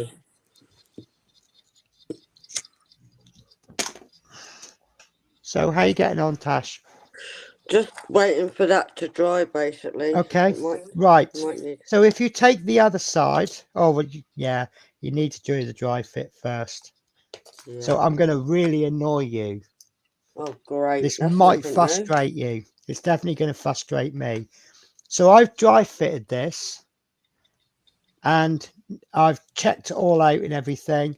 Now that I've dry fitted it, I've got to pull it apart again so that I can glue the cockpit in. Which means that all of that, putting it together, I've got to go through all of that again. So I do apologize, but if you didn't dry fit, if it doesn't fit, you're going to bugger your whole model up. Credit where credit is due, Penny. We're in Tasha's stream, so apologies for missing any comment. Don't worry about it. I'll bring every comment that I can up. Sometimes I forget them, but East Coast Scale Model Shop, stock it all, Peter, plus you get points. I use Scale Model Shop. I actually use MJR Hobbies most of the time for most of my kits, but a lot of the stuff that I buy, MJR don't do, so I do use. In fact, I've got an order coming from them. Have I got an order coming? No, I've just got an order from them. I treated myself. I've been treating myself a lot. Is it a treat if you can't really afford it and you've got to go without food? I treat myself to this. It's a razor saw, but it's designed for getting in lower. Have you ever seen one of these, Tasha?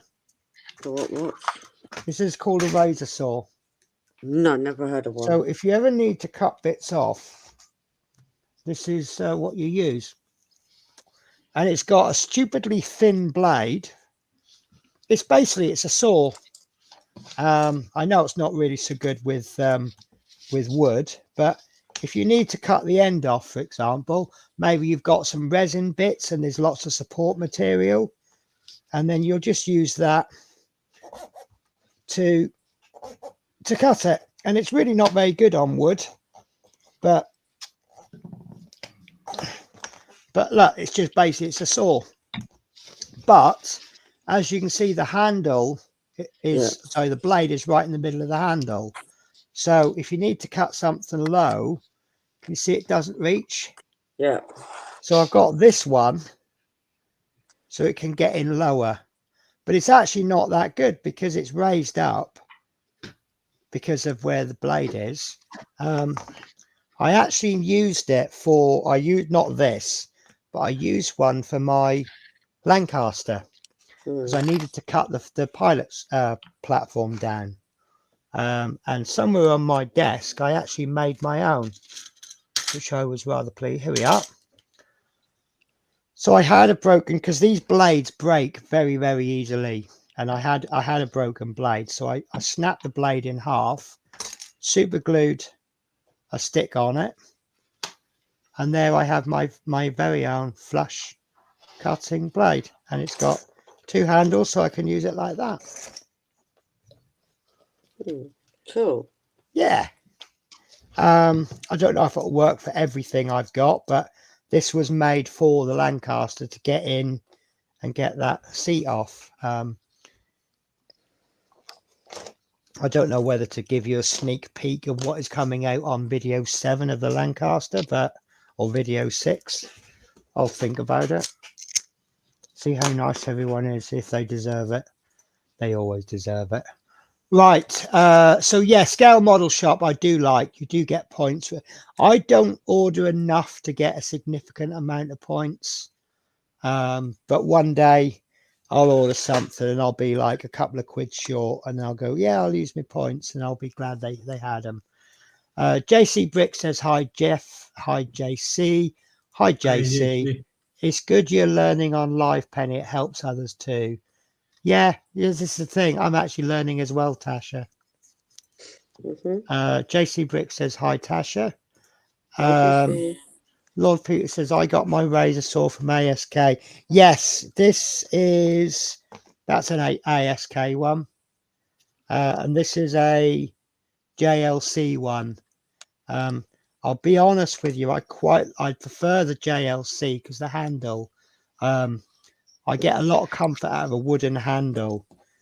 This is a molded plastic handle, probably stronger and tougher than the wooden one, but I just like wood.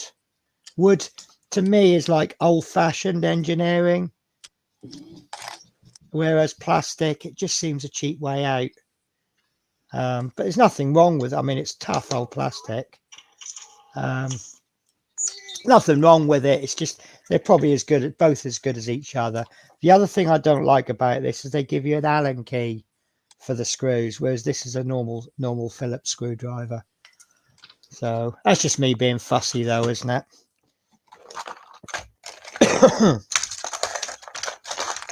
So yeah, so this is all part of my equipment that you'll build up over the years, Tasha.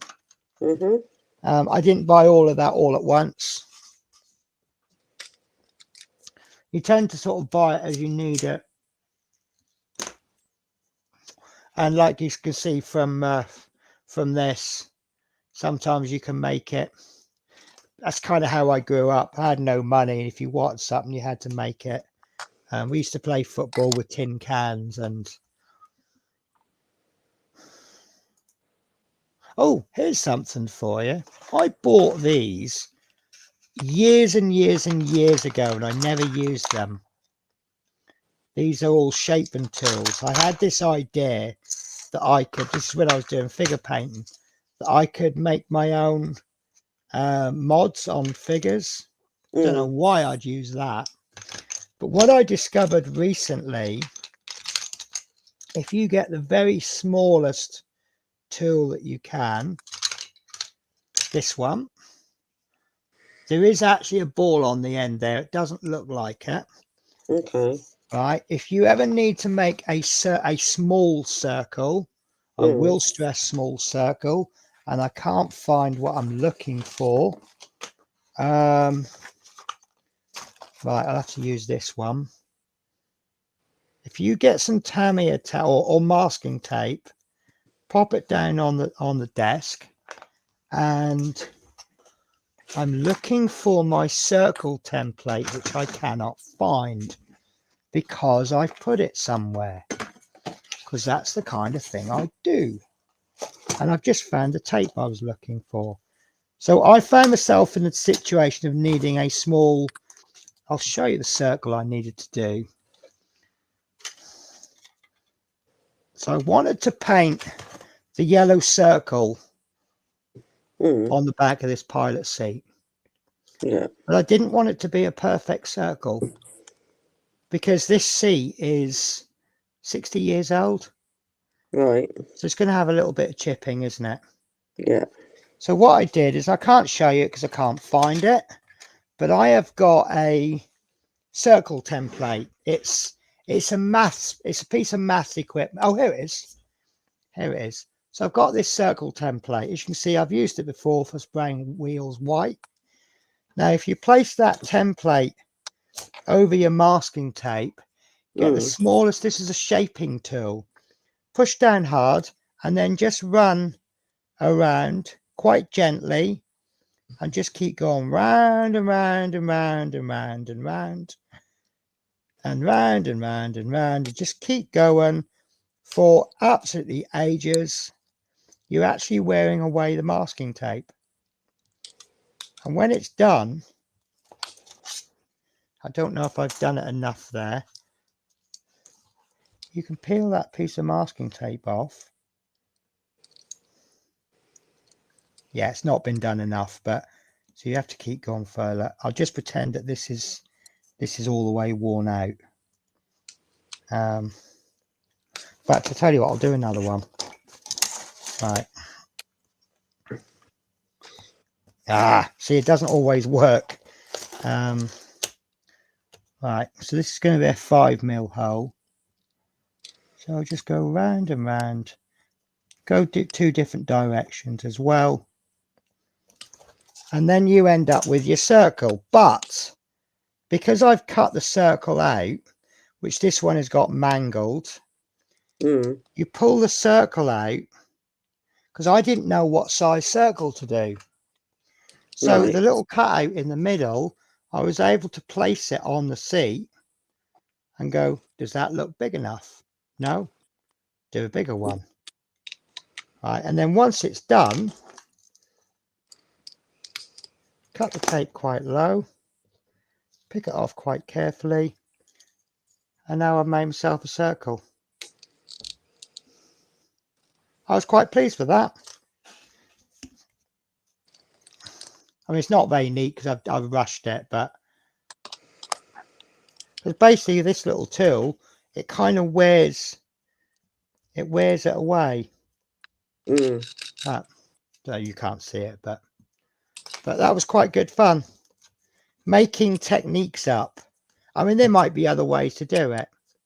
Yeah. But it's certainly better than going out and spending money buying dots. But I didn't want a dot, I wanted a hole.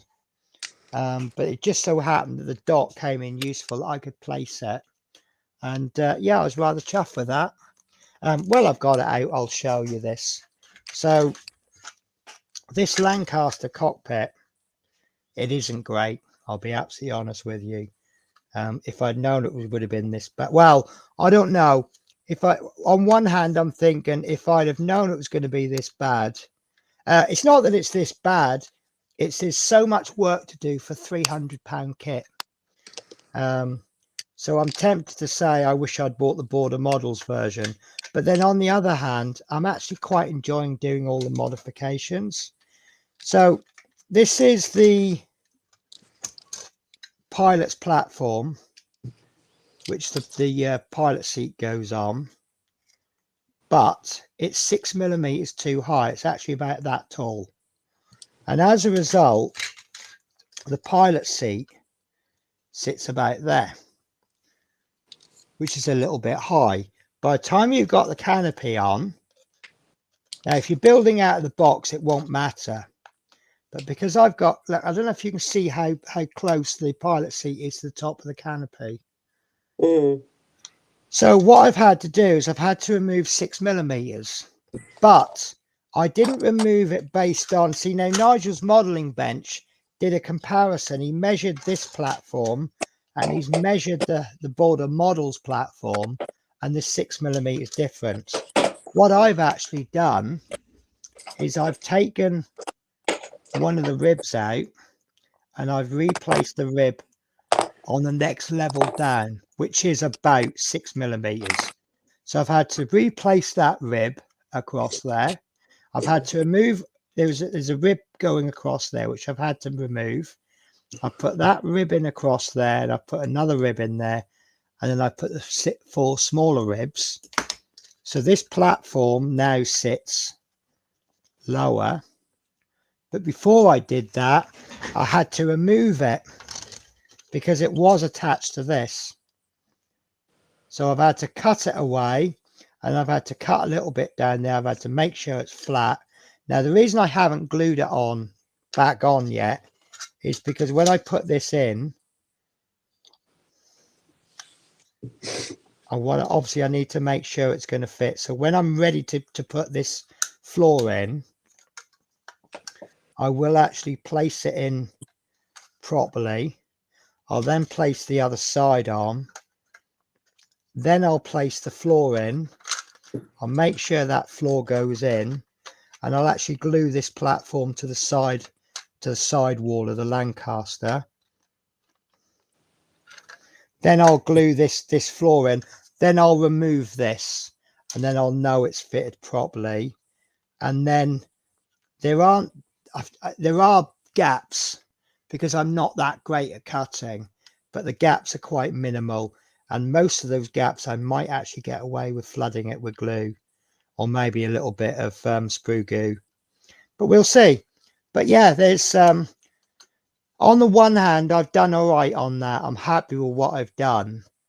But then on the other hand, this is a £300 kit.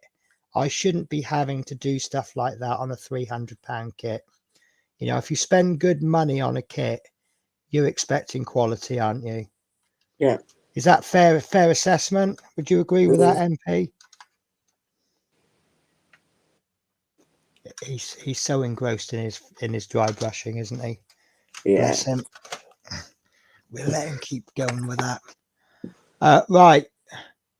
Wooden handle tools are best for me as well. Yeah, I just think that if you've got a wooden handle, I think it makes the tool feel quality.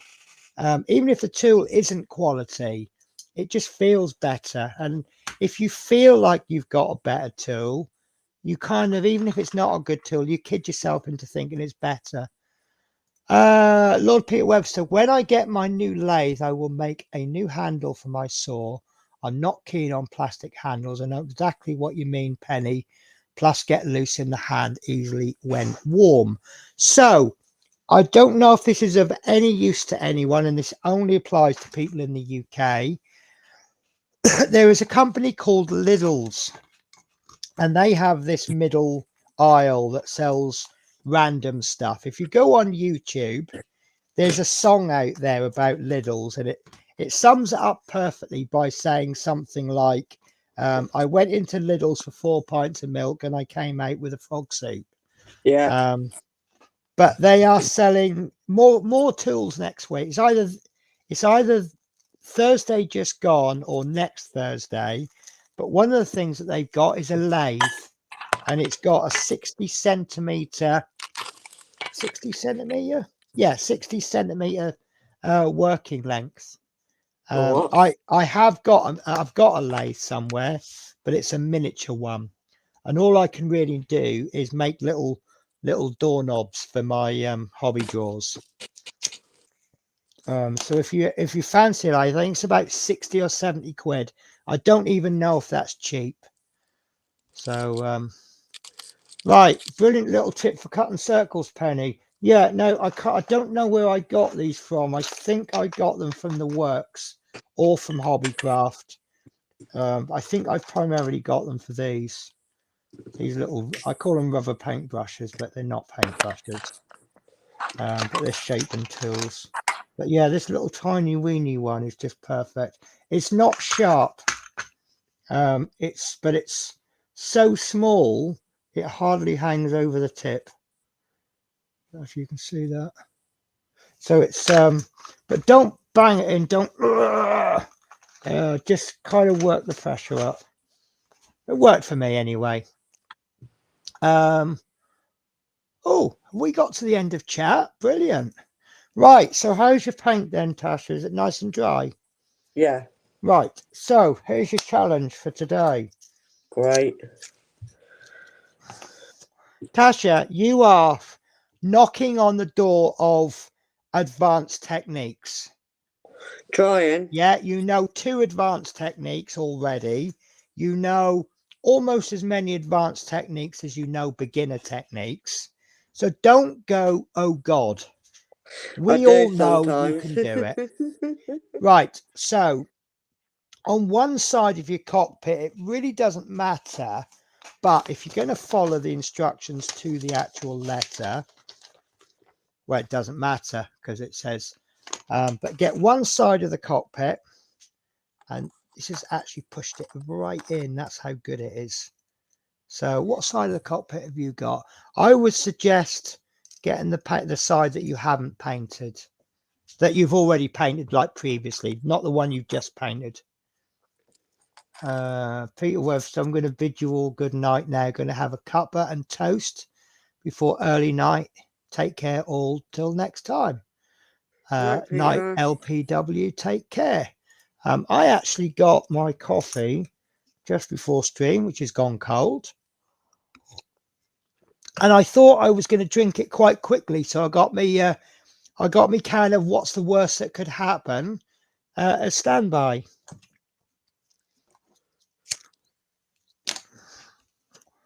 So I think I should, you know what, I do like Dr. Pepper. I think I should change, because my little catchphrase used to be, what could possibly go wrong, wasn't it? Yeah. Thinking of just sort of modifying it to like, what's the worst that could happen? Which I think would be a good catchphrase to me, because I'll give anything a go. And I've surprised myself more times than I failed, in all fairness. Did I tell you about the time I was watching a painter on YouTube and he says, be brave and have a go. And I made that my New Year's resolution. And the amount of new tricks that I learned and techniques, it was unreal. Are you jumping ahead of me there, Tasha? No, I'm on that part. Okay, so what you'll notice, I'll do my best to point out. So you've got some lines going across there. Yeah.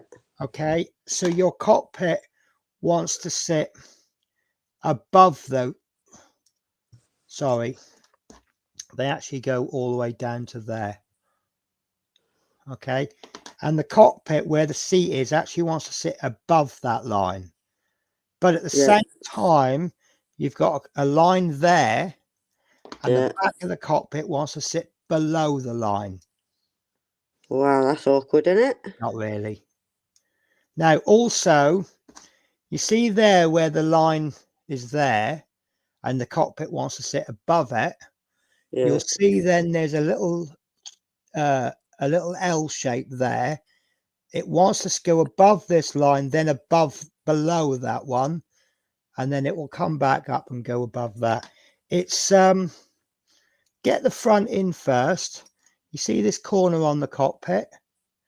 Get that in that little corner there, like so. Wiggle it around if you need to. And then once that's in at the front, put your thumb on it and then try and get the back in. And it will struggle to stay for a bit. And I'm tempted to say glue it in, but we're going to do this properly and we're going to dry fit it. Now, it helps if you kind of push the cockpit up.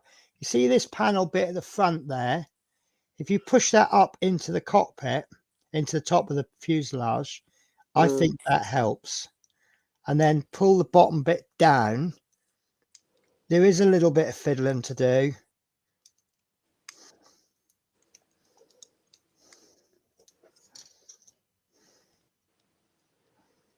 And then line the cockpit up and focus on one side only. You see how I've got my cockpit on, but the back is open. Don't worry about that. Let's focus on the front. Turn it upside down. Make sure it's in the lines there. So I know at the front it's in. So what I'm going to do now, I'm going to pop a peg on there. And I'm going to get that peg up as far as I can. But be careful there because you could bend it. Okay. Has that helped you at all? I'll give it a go.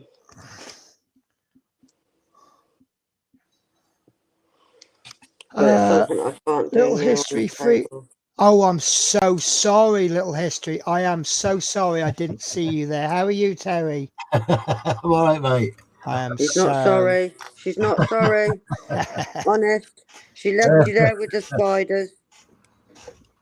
So how are you getting on with it? Do you know what? I got an email from Jedlam today. They've got a sale on. Have they?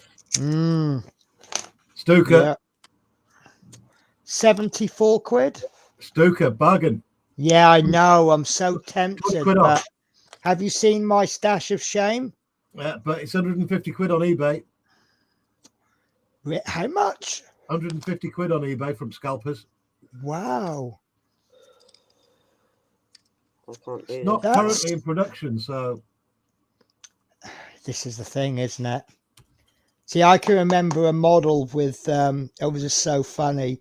Warhammer were going through a phase of stopping selling certain figures to recast them in Finecast. right. And when something is just suddenly gone, it says sold out, you think it's not coming back. So suddenly this £15 model was going for 50, 60 quid on eBay. And then a couple of weeks later, it reappears on Games Workshop shelves at 15 quid, but cast in Finecast instead of plastic. No, see, I won't do it. Anyway, how are you getting on, Tash? I can't get the other side on. You can't get it right. Focus on just the front then. Ignore the back. Get the front in. And then try and get the front of the other side of the cockpit in. And just focus on that front. But you need to make sure the pins are lined up. As you see there, look, my back isn't even nearly in. But I'm just focusing on that front. It is a tight fit. If yours is molded exactly the same as mine, it will go in, but it will be a tough fit. And just like I say, focus on that front. I know we haven't put the propeller in yet. Don't worry about it. Hi Jeff, how you doing, mate? Right, so catch up on the chat.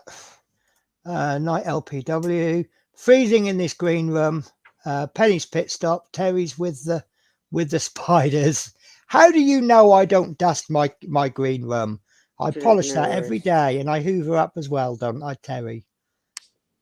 Yeah. Got it. You've got it right. So if you've got something you can clamp it with, like a peg or a clamp. In fact, I'll tell you what. As you're using clamps, I'll see if I've got one as well.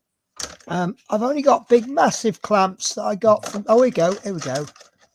Mine are colourful. Right, so now you've got that front in. Yeah. Now we can focus on the back, and remember that it goes below the line. Now, if you want to poke it from the other side with a pokey stick, cocktail stick, see, cocktail sticks. Cocktail sticks are great for everything except for cocktails, because who has cocktails these days?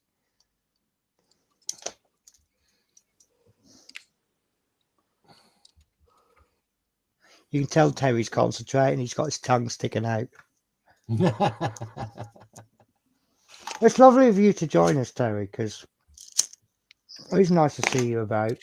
Well, it's been a bit of a miserable day, hasn't it? Has it? I'll be Barnes passed on, and Yes. I had to take my dog to the vet this morning, get put down, and well, it's been one of them days.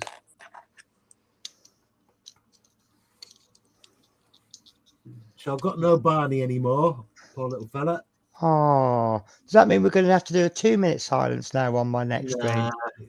He's had his best life. I mean, he had a massive tumour in his mouth. He's blind, could barely walk, and we kept on putting it off and putting it off and putting it off. And last couple of days, he barely hasn't got out of his bed. So, Bless. Well, when his quality of life has disappeared, oh, absolutely, you haven't really got a choice, have you? I just wish they'd do that for us sometimes. Well, yeah, it's funny that. I mean, I try not to deal with politics, but I'm actually on a mailing list for a group called Dignity in Dying, and some of the rules are a little bit funny, aren't they? Yeah. Don't know if there's any Coronation Street fans, but you've got the Haley and Roy situation. I haven't watched Coronation Street for about 30 years. Right, you would have missed it then. Looking good, MP. Hi, Terry, says Jeff. Hey, Jeff. Some of the kits repopped by Revel Airfix say new. It's old. Yeah, it's all in the wording. If they say new, it means that it's been they've reused the old molds. If they say new mold, no, I've got that wrong. If it's a new mold, it's I can't remember but it's all in the wording. You got to read all the wording carefully. There's a difference between new and new molding and re-release. East Coast has just reminded me hair bands make good clamps, as do elastic bands. Elastic bands are quite good because you can get them on really, really tight, and then you can just cut them off when you're finished. Are you having a good old struggle there? Yeah. It's not all lining up properly. Right. What I found Especially with on the the back, top. what I found with the back is if you sort of grab it there and sort of wiggle them across, that kind of helps. Push it in there. It's like the top doesn't want to join up properly. Yeah. It's because that cockpit's not in properly. It is an absolute exact fit. It is, as you can see, it's a wonderful fit once it's in place. I mean, these starter kits are absolutely brilliant. They are surprisingly good. Have you got that wired up to the mains there, Terry? The size of that wire? No, it's just a USB cable. Right. Seriously though, that Stuka's a good price for a vintage classic. And, Yeah, I'm just so seriously tempted by it. I remember doing a Stuka as a kid. Now I'm not into my German aircraft, but I really did like that kit. yeah, It was lovely. if you do though, be prepared. There is a lot of work involved. Yeah, but I'm finding that with my Lancaster. On the one hand, I'm quite disgusted at the amount of work I've got to do on a £300 kit. But then on the other hand, I'm kind of enjoying it. I don't know if you spotted it from the green room when I was totally ignoring you. But I've had to redo these ribs. And Yeah, I was watching. yeah, well, you couldn't really do much else, could you? I was just thinking the argument between the Border Models one and the HK one. Which one is though? Right, I am really enjoying this Lancaster, but the more of it I do, the more I think I wish I'd spent the extra 300 quid on the Border Models. I don't mind paying a huge amount of money for a kit if you're going to get your money's worth. Which one is historically accurate? Border. And how do you know that? Because I've been well, I knew this wasn't as accurate as the Border Models one. The amount of research that went into Border Models one, or Wingnut Wings as it was when it was made, when it's first designed, was absolutely astronomical. This Hong Kong Models one, the landing gear. So when the landing gear was down and the plane was parked, they shoved a rod in the landing gear. It's to stop it from collapsing or something while it was parked up. Yep. Obviously, you remove that rod before it takes off. This Hong Kong Models has actually got that rod molded into the undercarriage. Okay. It shouldn't have that, should it? What, are you saying that the real Lancaster had a rod? Right. So you got your landing gear. Yeah. Right. And you've got, it's like a restraining clamp. Right. Right. That you put this thing in so it gives it a little bit extra support. Right. While it's parked on the tarmac. Okay. Right. So obviously you remove that rod before the Lancaster takes off. Okay. It's just a restraining. It's like you get the remove before flight tags, don't you? Yeah. Right. Now, if you bought an F-15 Eagle kit and it came molded with the remove before flight tags on the missiles, and you'd go, what's going on here, wouldn't you? Yeah. That's basically what Hong Kong have done with the undercarriage. But I can't see how that's really a problem. Well, it's thing is, if you don't know about it, you don't know what it is, you're not going to remove it. I'm just going to hide Tasha for a bit because she's a little bit preoccupied at the moment. I won't forget you, Tasha, like I did Terry. Hi, Tasha. See you in about an hour. Yeah, you're probably not wrong there. Sorry, guys, I've just noticed I've got a private message. Oh, it's Terry saying it's cold in the cold here. Yeah. Yeah, I just think that it's, you know, when they research a plane off a research plane and they copy everything, even the bits that shouldn't be there, I think that's bad research. You need to know what's been put in because of the situation it's in now and what was original aircraft. See, I questioned there's a big yellow bar inside the aircraft, and when I saw that, I had to question it. It should be there, but obviously, if you go down to the RAF museum and you go, I mean, like they said, they've got a flying boat down there, and you can actually walk in the flying boat. You can walk through it. Now, because they're having members of the public walk through this aircraft, they've had to put all of these handrails in. It's obviously safety for the public. Now, if I used that aircraft as research to make a scale model kit, and I included all those handrails in there, you'd go, "What the hell have you done?" I get you. Yeah, that's basically what Hong Kong models have done. Right. They've included everything.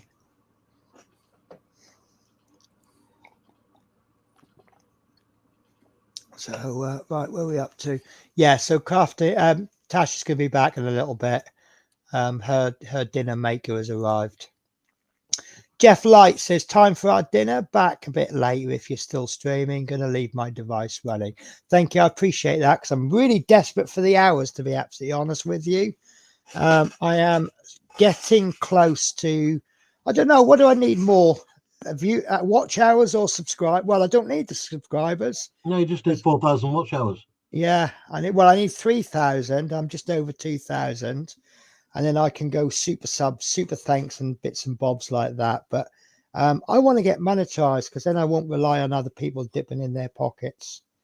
I don't know. Isn't it funny how the dynamics change? When I first had my channel, I just watched it as a video diary. And the fact that people were watching was an absolute bonus. And I said, if I don't get monetized, I'm not bothered. Now I'm getting close to monetizing. I'm like, yeah, I want to get monetized. I want to get monetized. So, but I've always made no bones about it. I do this for me to hopefully enable me to give up work. Oh yeah, no, it's the same with me. I'm going to retire in 15, 20 years, whenever I retire or semi-retire. I would like my channel to pay for my hobby, and then my pension can pay, because I don't know what cost of living is going to be like when I'm retired. But it is a fact, the advertising revenue sucks. It's barely nothing. Yeah. Like 5 pence a week on what I've got. The thing that really does make the difference is when people become members and they give you super chats or they donate to coffee or stuff like that. And that's really where the money comes from. At the minute, it's pennies after YouTube take their cut. But not pennies. It's a kit every couple of months. Do you know what I mean? Yeah, which is fine. You know, if you get your channel up to say 5,000 subs, then obviously that's 5 times the income you're going to be getting now. If I can get a kit every couple of months or a kit a month, I'd be happy with that. More than happy with that.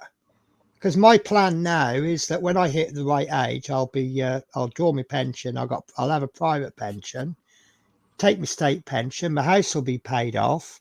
Go out and do my little school run in the morning, in the afternoon, and then have a little bit of hobby time on my spare time. And the thing is, we're going to turn a hobby into something that enables you to give up work, and it's something you love doing. You're Yeah. not being told what to do every day. It's just great. Yeah.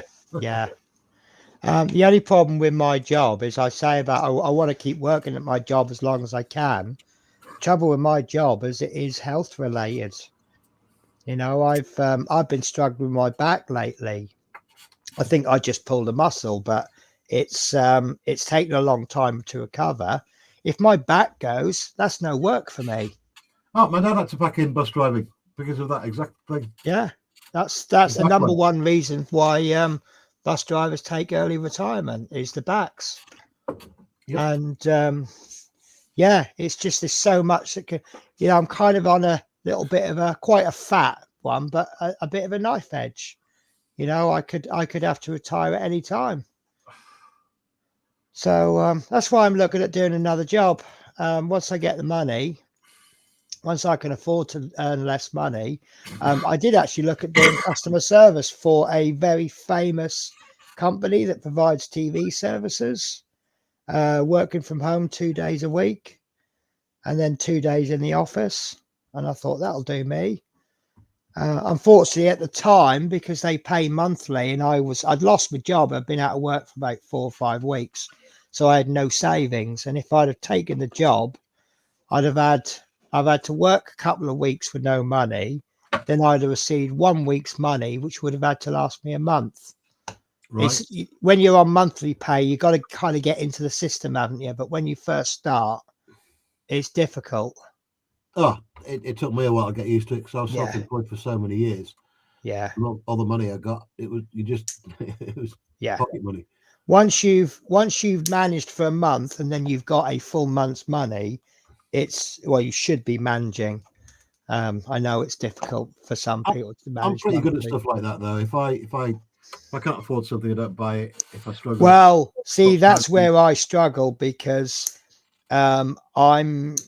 it's like today I've just spent 200 quid that I haven't really got.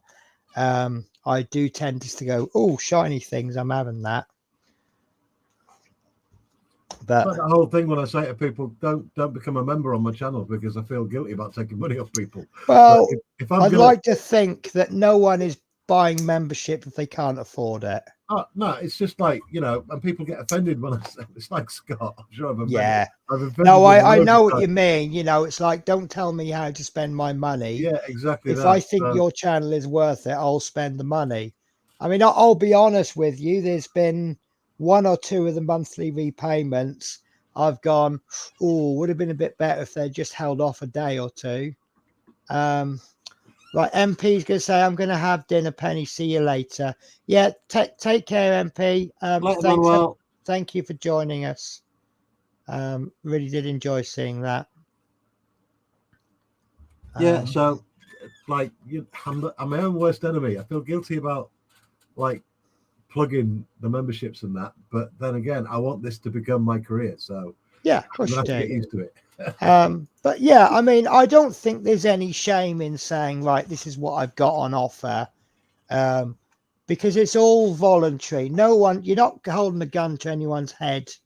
You know, it's like I do moan at Peter Webster about sending me this, that, and the other, but I'm not forcing him to do it. You can't stop him anyway. You can't. No, I know you can't. And then I'm a big hypocrite because I'm now sending gifts to Natasha.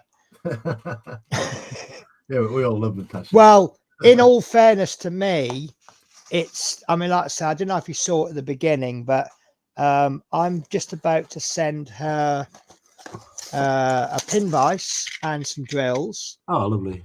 Because I bought this because I couldn't find my drill.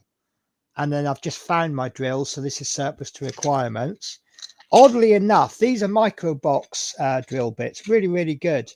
But I'm actually getting on better with the ones I got from Lidl's. So I've got 2 sets of drill bits. What's the point of me having 2 sets of everything when Natasha's got any?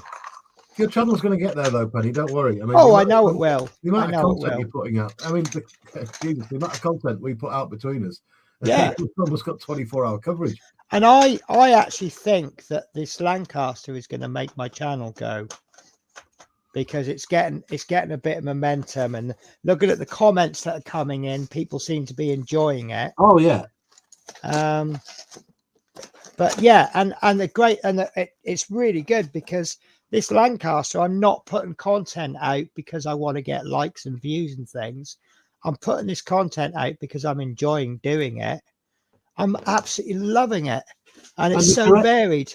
You're correcting a lot of misconceptions as well. Say that again. You're correcting a lot of misconceptions. Well, that's what I'm trying to do. I'm building this from my angle. The way that I do some of the things may not be the way that you do it, but it doesn't mean that you're doing it wrong or I'm doing it wrong. And I'm trying to explain.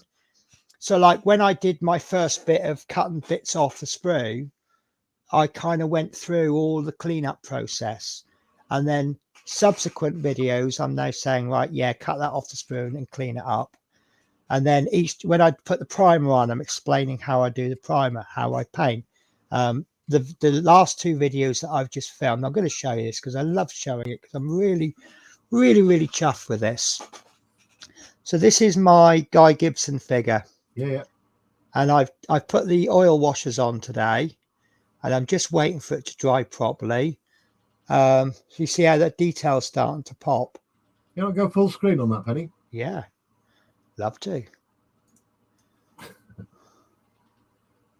So with the oil washers, you see how the recesses have been darkened. Yeah. And then tomorrow I shall be doing some glazing on it to just make the raised details pop. I have done his face a bit dark. He looks a little bit more African now, doesn't he? He does, yeah. Yeah, but he will look more what's the word? Caucasian. So well, it's all right. They're rewriting history every day for the movie. So well, this is it. I mean, apparently now his dog was called Trigger. Really? Yeah. Have you seen the Dan Busters video? Well, we're not going to go there, are we? It's actually been edited we're not going to go there, are we? seamlessly. I'd leave that there. Oh yeah, definitely. Yeah, this is the funny thing. I mean, this is a debate that can just be opening up worms of cans.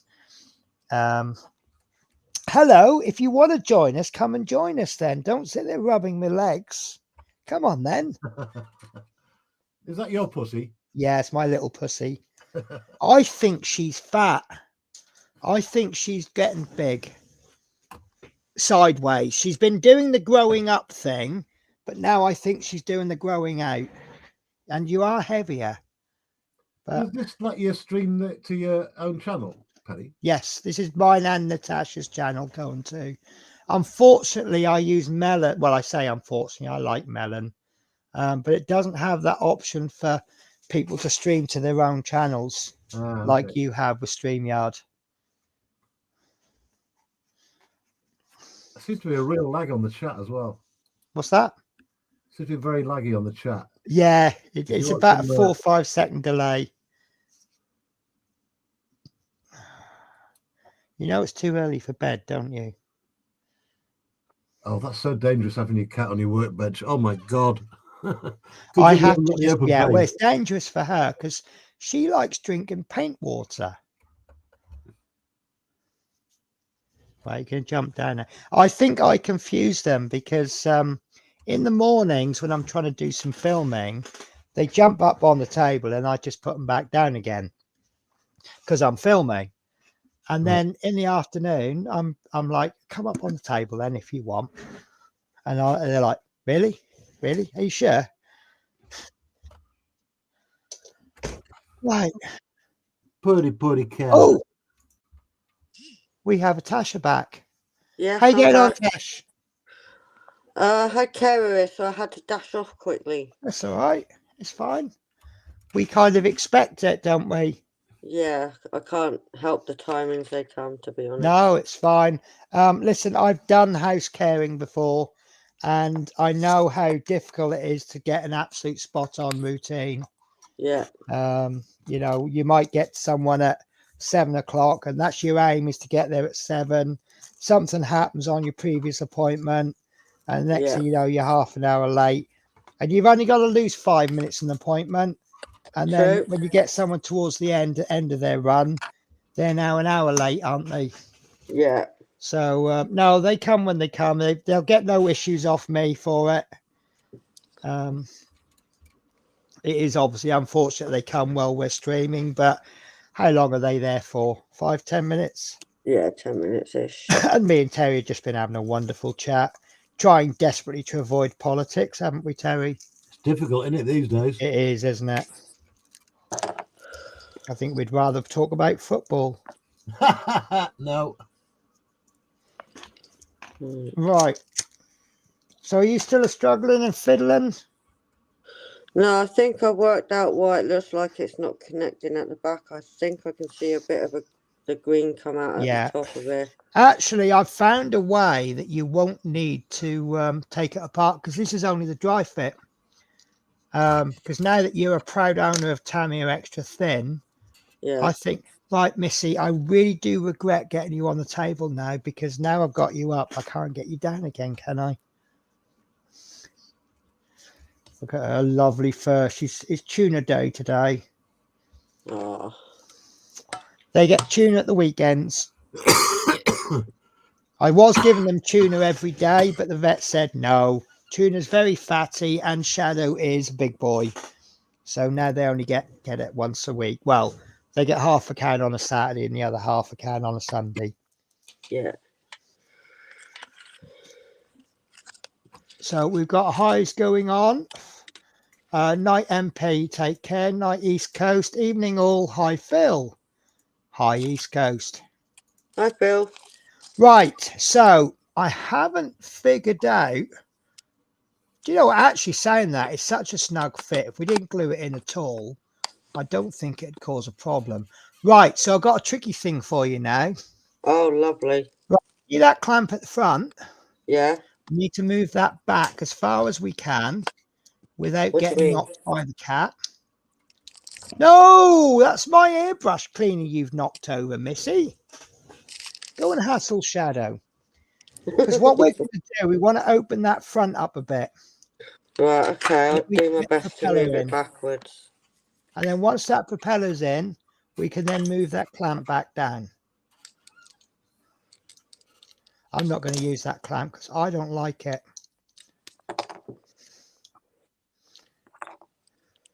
So we kind of, the reason I'm moving the clamp down is to try and keep that cockpit in place. But we need to put that propeller in. But I am about to show you the joys of Tamiya Extra Thin.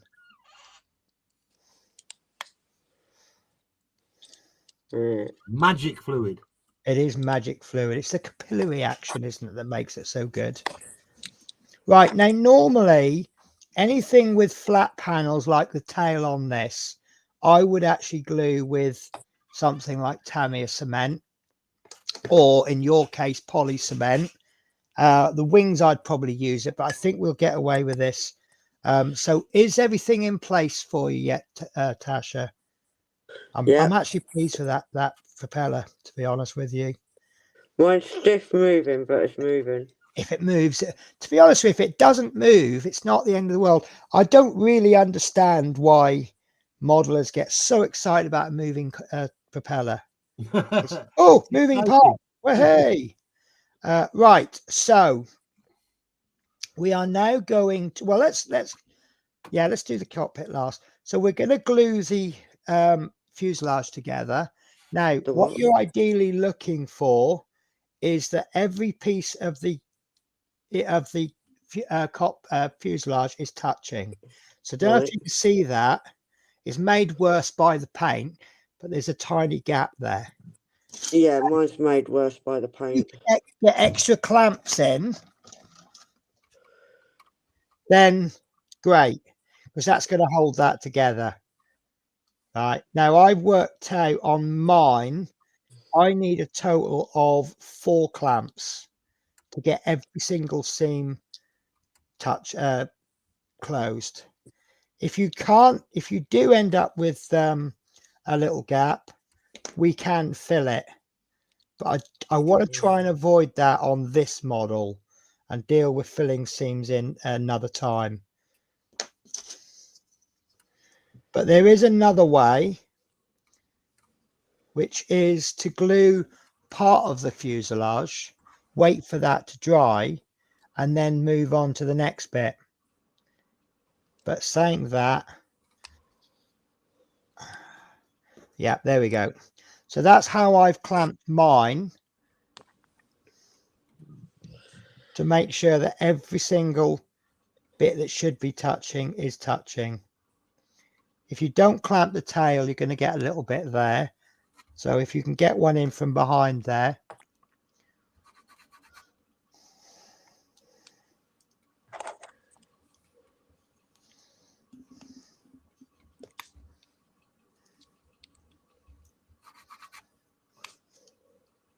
And when you've got that, give me a shout and we'll start gluing.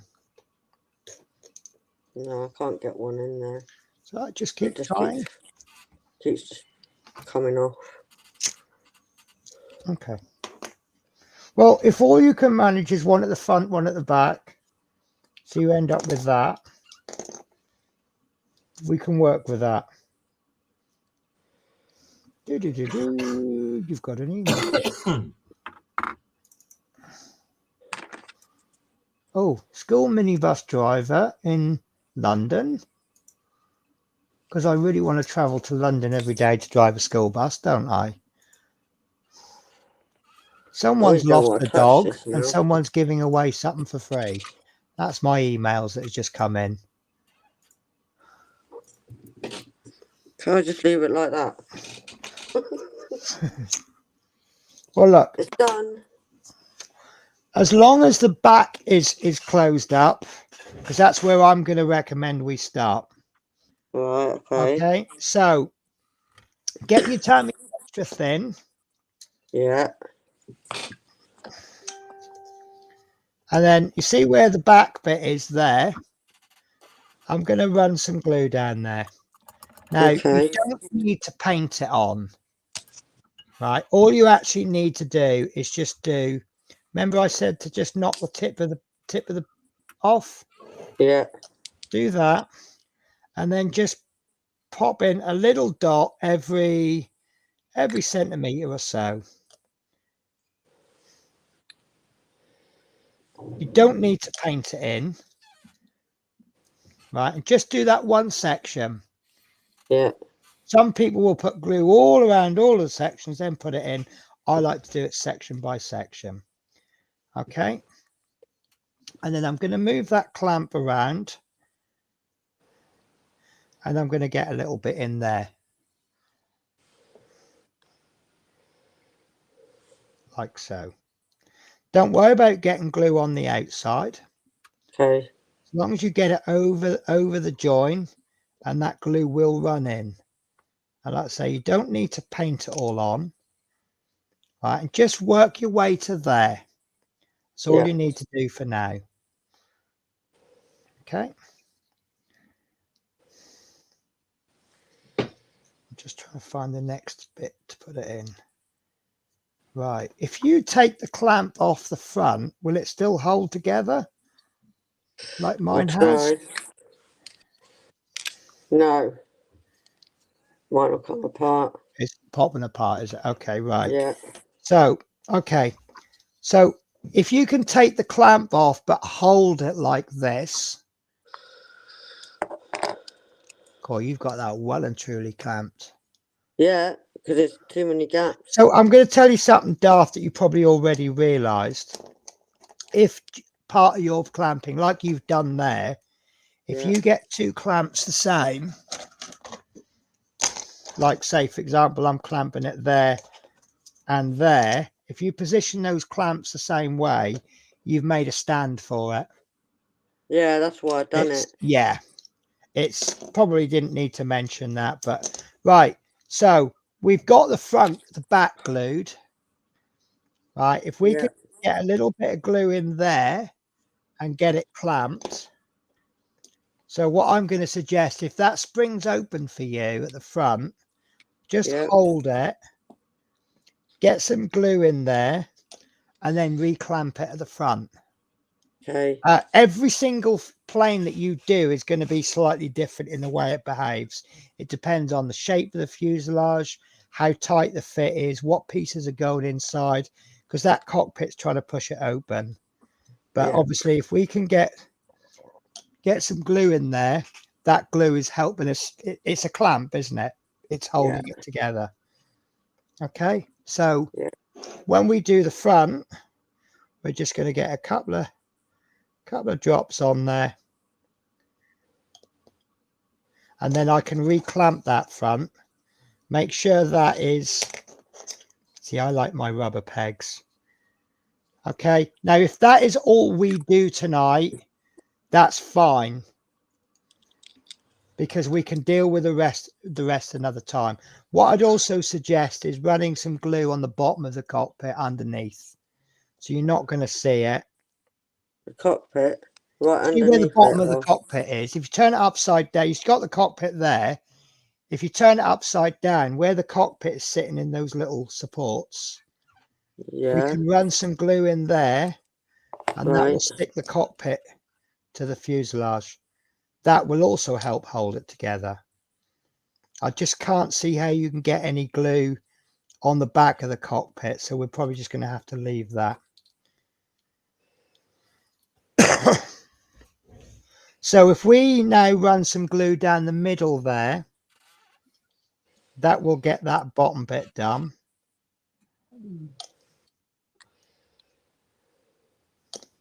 And then get a clamp on there. See, the more you clamp it, the harder it's going to be to glue the rest of it. So might just have to do it in stages.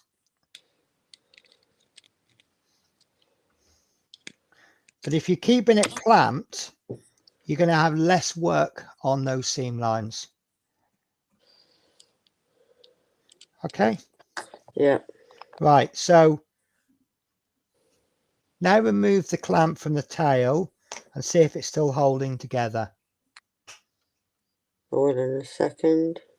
Because that glue's had time to... Remember, do you remember that I told you the difference between drying and curing? Yeah. The tail, where you've put the glue on the tail, that glue will be dry, but it won't be cured. If you pushed in there, you could rip that open, but it's dry enough to be holding it together, which is why you want to keep it clamped as much as you can.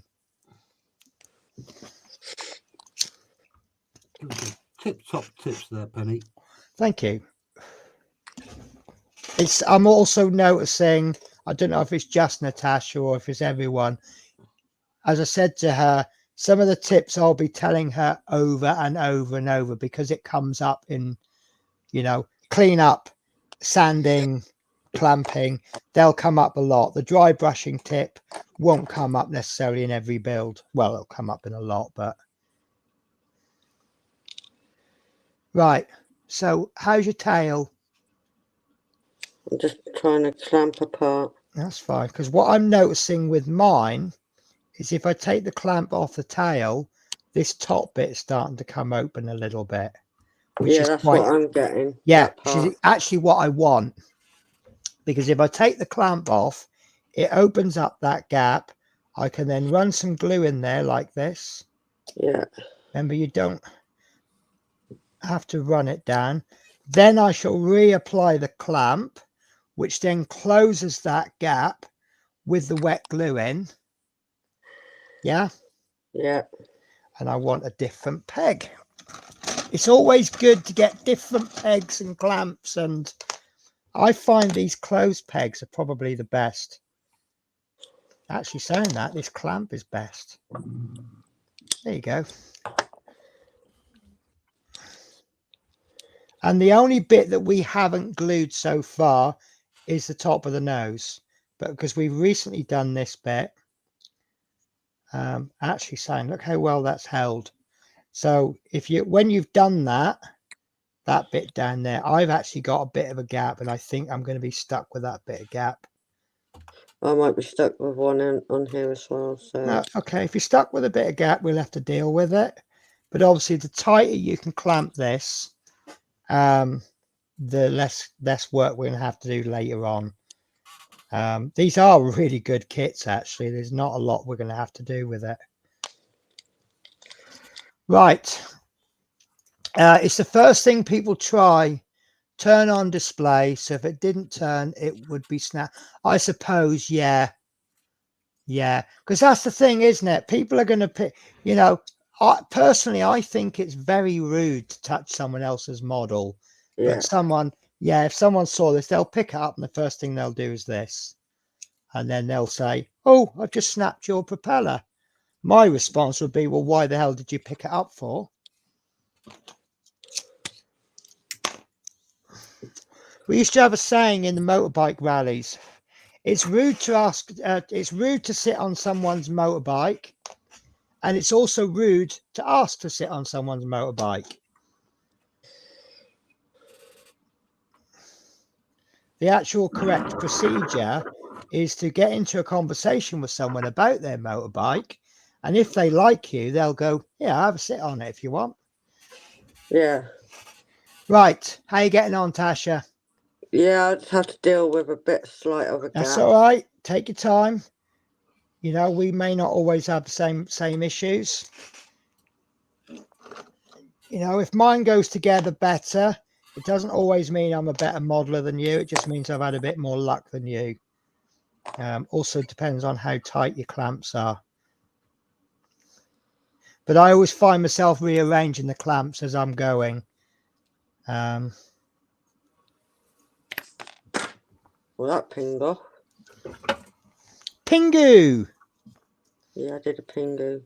Right. Phil's model says, if my B17 goes to plan, it will have 4 turning props, 4 moving turrets, and retractable undercarriage. Nice. All out of the box, my kit tooled in 1963. Yeah, you see, they're not all bad, these old kits, are they? People turn their noses up at kits like pre-80s. The retract kit came with a 1963 model in the box. What's that? The retracts and the motors and everything else came in the box. Fantastic. I'm just asking. I've never heard of such a thing. Yeah, no, I believe it. I know IMI were the first to start putting motorized stuff in their kits, but yeah, I've never heard of a B17 with all the stuff out of the box. That sounds amazing, Phil. It really does. Yeah. See, it seems like if in some places the technology's gone backwards, hasn't it? Yep.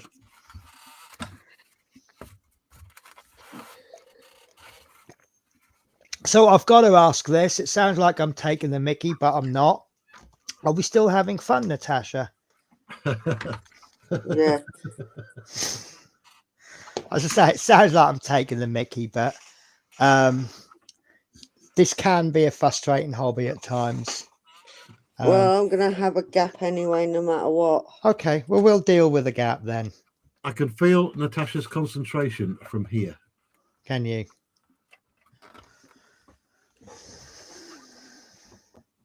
It's the main thing, really, I think, is figuring out where you're going to clamp it. And it's not something that you're going to get straight away, is it?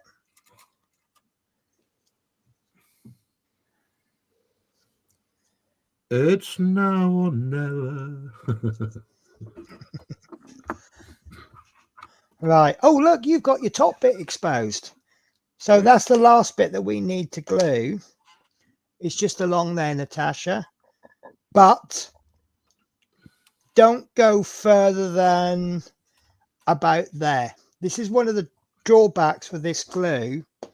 The capillary action, it will run straight in and it's going to glue your propeller down. So when you do this bit here, make sure you do knock the end of the glue off and then pop it in, say about 1 centimeter from the end. Mm-hmm. You don't want it running all the way down to your propeller, and just carefully place that, and then the rest, I'd say just a dot every centimeter, half a centimeter. You don't need to run it all the way down like this. And then reclamp it. Make sure that gap is as close as you can. My propeller is still turning. What I've probably actually realistically done is I've probably not glued right on the very end, but we'll get away with that. Very much like what was it we did? You remember your turret on your tank? Yeah. I said if you end up gluing it and you get too much glue and it won't move up and down, it's not the end of the world. It's not the end of the world if your propeller doesn't turn. But it's nice. It's nice for it to turn, isn't it?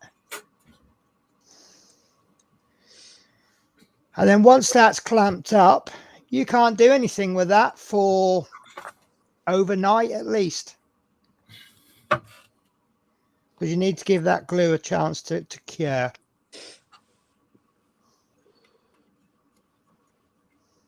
And that's the downside of the hobby, is the waiting for things to happen. So make sure you got it clamped up nicely and you got yourself a nice little stand. So there you go. That's what I have created today, a peg plane. Yeah, I've done the same.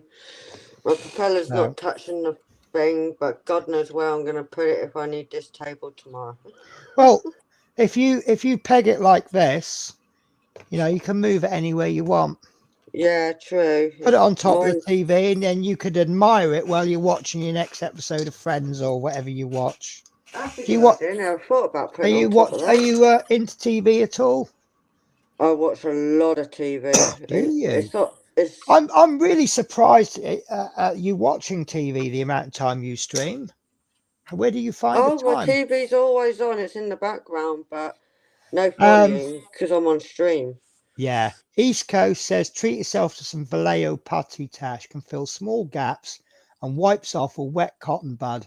Saves all the filling sanding with sprue goo. Yep. There's 4 or 5 different types of filler, Terry? God, there's millions. No, I'm talking about types of putty, not necessarily the brands. So for tiny gaps, you can use the old trick of using gloss varnish. That works well. That's where my is gap that a is. gap just behind the cockpit, or is that where the paint is? No, that is where the gap is. I can't get it any better than that. Don't panic. We'll sort that. We'll deal with that. I mean, I've been lucky. I don't think I've got any gaps, but I've got a feeling I'll have big gaps when I put the wings on. Pardon? I hope I don't have that one then. Well, you probably will. I think for me, the wings is one of the worst areas. Yeah. More often than not, I'll either get a small gap down both sides, or even worse, it'll fit properly on one side and I've got a massive gap on the other. So talking of wings, do you want to move on to the next stage, or have you had enough tonight? No, I can move on. Okay. Don't be frightened to say, no, I've had enough tonight, because one thing I feel with this hobby is if you get to the point where you just don't want to carry on, to try and force yourself to carry on is just, you're just not going to do it. Because the fuselage is glued up, we're going to skip past stage 7. Stage 7 is gluing this bit on the air intake. I don't know whether to do this or not. Have you got a very sharp knife? Yeah, but it's temperamental. Has it got a nice pointy end? Yeah, but sometimes it flings off this thing. Okay. Do you happen to have a needle? No. Right. Okay. The reason I'm asking is on these wings, we have to drill out 2 holes on each side. That's for a drop tank. Now, obviously, the best way to drill a hole out is with a drill, but it can be done with a knife. And because we're putting drop tanks on, it says 1 millimeter. Because there's going to be a pylon going over that, if the hole ended up 1.2 millimeters or whatever, it'll get covered up. So it's not an exact science. you know, because it says 1.0 millimeters, or it might say 0.6 or whatever. You think it's an exact science, but it honestly isn't. Right, so let's have a look. We'll see how you get on. So we are going to need 3 pieces cut off the sprues, which is on this sprue that looks like this. We are going to need 4B, which is this big long piece, and we're going to need 5B and 12B, which are the underside of the wings halves. And we are going to do what, Tasha? Take them off. We're going to cut them off. We're going to clean them up. Now, be careful here, because the sprue gates actually come in on the side, and it would be quite easy to cut that and cut into the wing. So I would recommend, I know I go on about, my sprue cutters are pretty good and they can cut flush, but I would actually recommend cutting these sprue gates long. So you end up with, with big sprue gates on the end like this. And then deal with them individually. Now with my sprue cutters, I can actually come in sideways. No, not on that one, because that's a thick sprue gate. So I'm now going to cut it again as close as I can. I'm actually going to cut away from it. So there you go. So I've cut that again too long, and I'm just going to nibble away at it, coming in as close as I can. And I'm purposely leaving a very slight bit there, and I'm actually going to opt to sand that down, because I don't want to cut. I don't think it's actually going to matter there, but there it will, because that's part of the wing. If you overcut that sprue gate, you will get a big gap in the wing, and you'll have a lot of filling to do. So that, cut away at it again and left it a bit long. This one, I can hear you snipping away, Tasha. Oh yes, I've got my little small ones. That's fine. So normally when I cut pieces off, my sprue cutters are usually good enough to get really flush, but because of the length of them, as you can see, I've deliberately left too much. And then I'm going to come in with my sanding stick, if I can find one. There we go. Now be careful on this wingtip. Right. Just above the sprue gate, can you see there's a little bit sticking out? Yeah. That's meant to be there. That's a landing light. You know, aeroplanes have lights on the wingtips. Oh, that part. Yeah. See that little tiny bit there? Yeah. That's supposed to be there. Right. This little piece. So if I come in with my sander like this, I'm going to remove that. So this one might be the tricky one.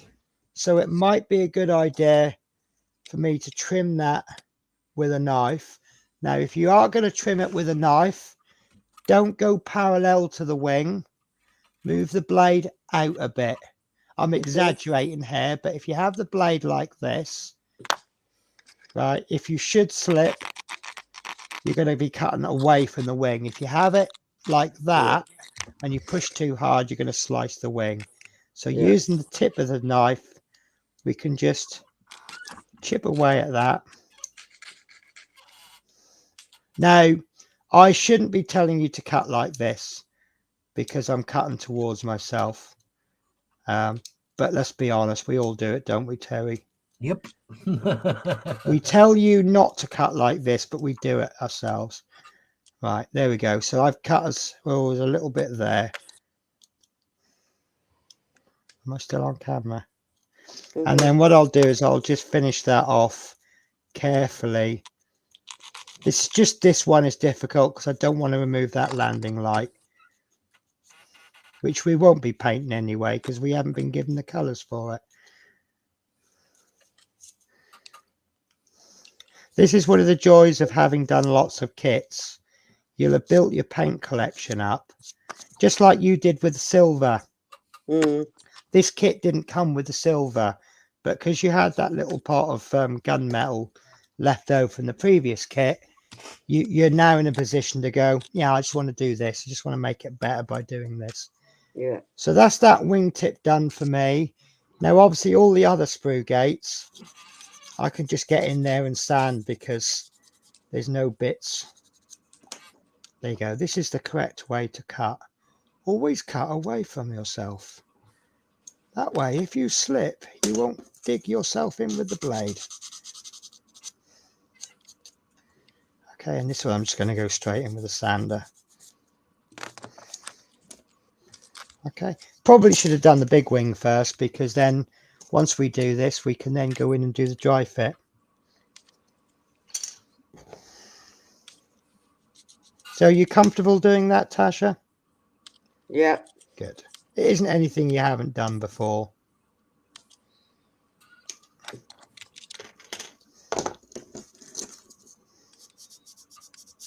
But it's just you do have to look out for those little tiny details.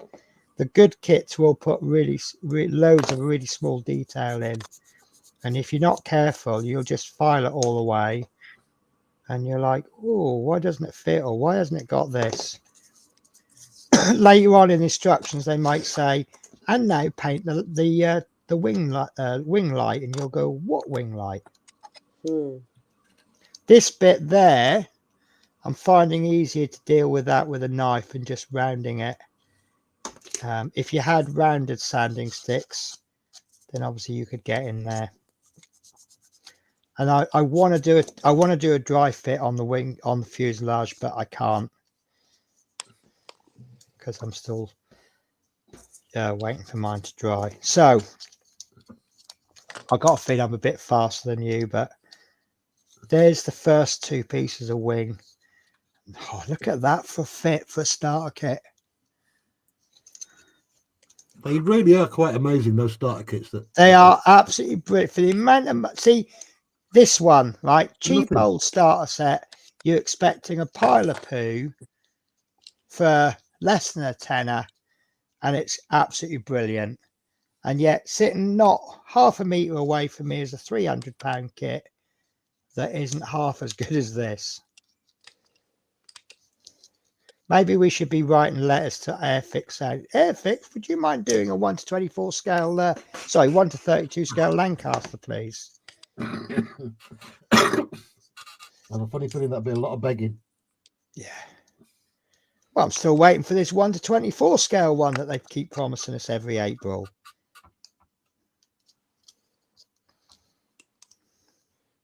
That joke has just gone over everyone's heads, hasn't it? No, I went looking for it the other night. Thanks, Penny. Did you? Yeah. Did you honestly? Yep. Oh, bless.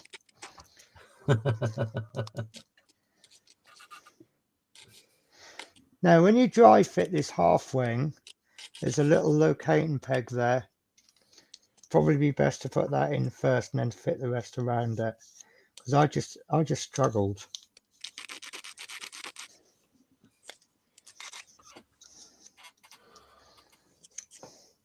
Trouble with Tasha is because she's got such a little working space, she goes off camera a lot, so we can't see how she's getting on.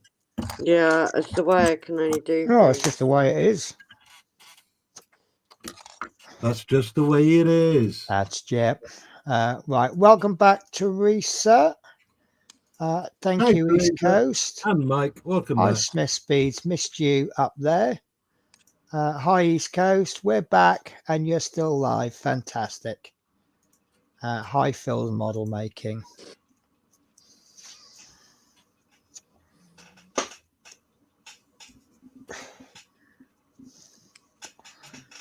I'm not doing the other bit of wing yet because trouble is I seem to work a little bit faster than Natasha. I don't want to intimidate her. I know sometimes if you see other people working faster, it's tempted to sort of look at them and go, oh, am I too slow? No, sometimes other people are too fast. Oh, you've done both bits. See, you've shocked me there, Tasha. I have, but I just got to file one little bit down. That's fine. That's why you're doing the dry fit, isn't it? Yeah. If you didn't do the dry fit, you wouldn't know that you had to do more filing to do.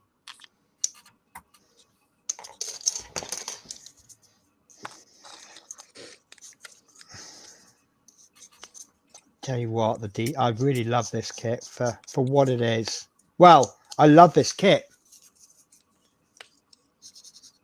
Forget that it's a gift set. As a kit, it's really good. Just don't like that landing light bit. We'll have to nibble away at that a bit more. I just don't like putting sprue gates on the wingtips. Who was it? Who's is it there's a Spitfire come out.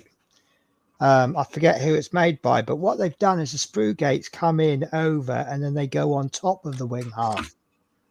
And then you file that away and that bit's going to be joined up with another piece, which I thought was quite clever.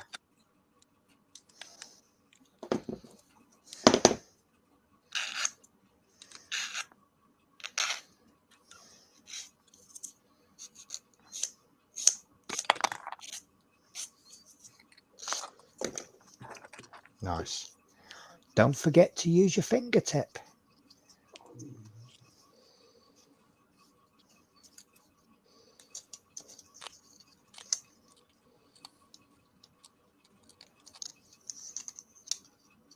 Look at that. How good is that? And this is in your least favourite scale, Terry? Well, actually, I suppose your least favourite scale would be 1 to 144, isn't it? Well, I just wouldn't go near it. What would be the point? I'll tell you what, I might be regretting it, but I've got 4 little 144 scale kits, and I've got that Horton Ho thing in 144 scale.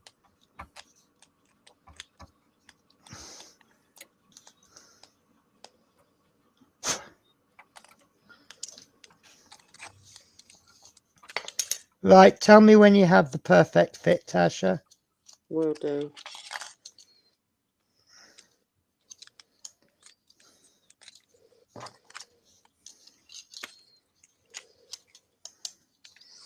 See, I like the way they've done the wheelbase, because like, there's the wheelbase built into the top of the bottom of the top of the wing, and then as you place it on, they just fit so nicely, and there's your wheelbase.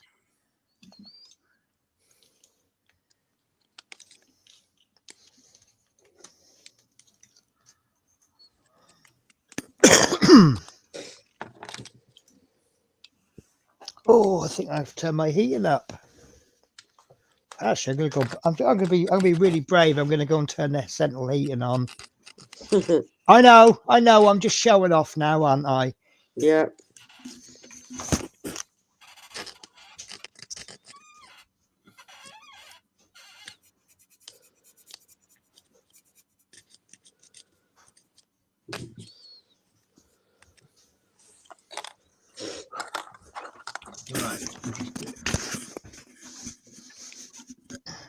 It's actually just come on automatic.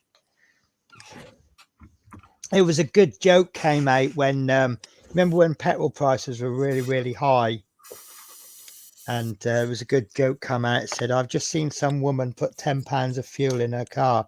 Where's she expecting to go on that? The next pump?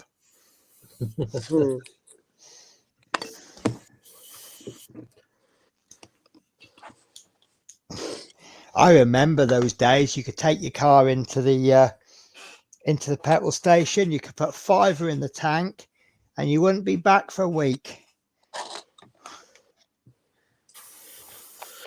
When was that then, Penny?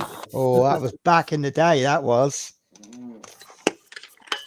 I remember when I was 17, I had a moped, and I can remember when fuel went up to 45 pence a litre. I was raging. Getting bloody expensive. Please don't jump up here, Shadow. I'll do anything. I'll even give you extra treats, which he gets anyway. my chair to one side. Oh, he's Just just been taking a so quick lovely break. today. Pardon? Just taking a bit of a break. No, that's fine. I'm going to have a cigarette. Don't blame you. I'm going to have the rest of my coffee. I'm going to start on my can of what's the worst that could happen.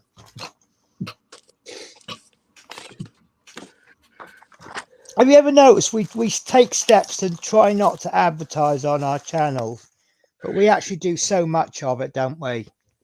Like we'll go, oh, this is the panel liner of choice. Here I am advertising Tamiya. I knew you were going to jump up there, mister. How did I know that? Jeff Light's saying he's got a 144 B1B in his stash, and it's a sizable model for its. I can imagine. Yes. Oh, wow. Does that mean Yes. it's big? Yes. It's a bomber.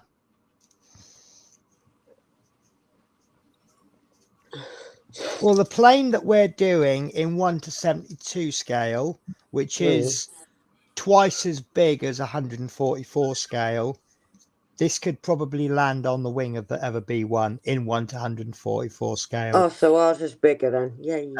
No, it's bigger as in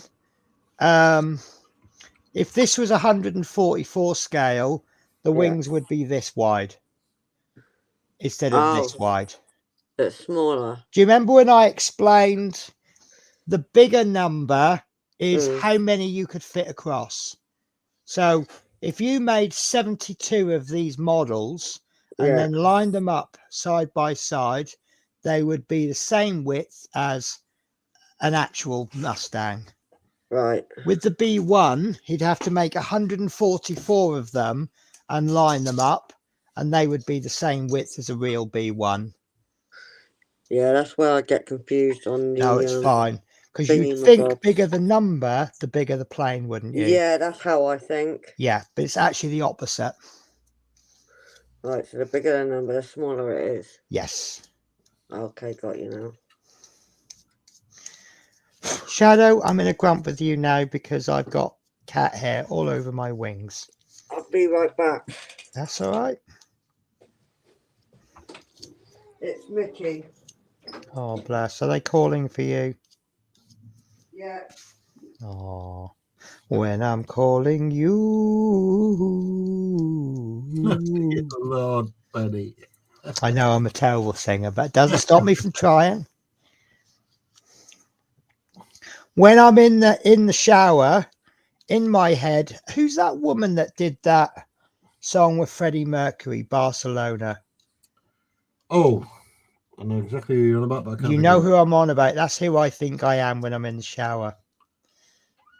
Someone will say it in chat. Yeah. And then usually 10 minutes after I've had a shower, I'll have a note put through my front door that says something along the lines of, would you mind just controlling your cats, please?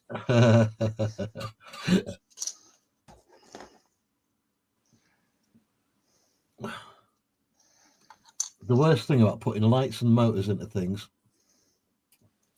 and then adjusting everything is you get lots of dings on your nice new paintwork.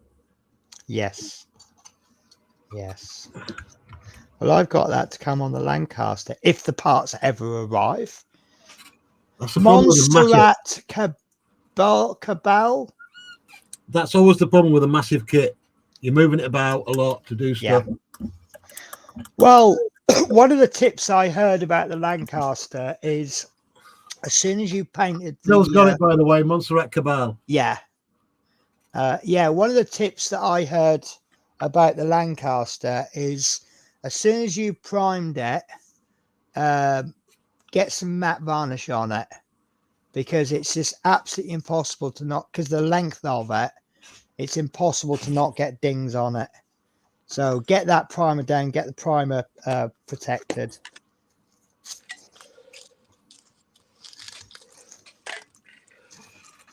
Right, she's okay for now. Okay. Because we all know if the birds aren't okay, you aren't okay, are you? No. When Mickey does that, I know each bird who it is. Yeah. No, I know the thing. See, because my cats aren't very vocal, when they are vocal, I kind of take notice, but I know what they're saying. Yeah. Sometimes Spirit just walks about the house going, where is everyone? So I just have to call out and go, we're in here. And she comes running in and she looks at you. And then she gives that, you know, when they meow at you, but nothing comes out. Yeah. So Jeff says, not wishing to confuse Tasha, the bigger the number, the smaller the model. Yeah.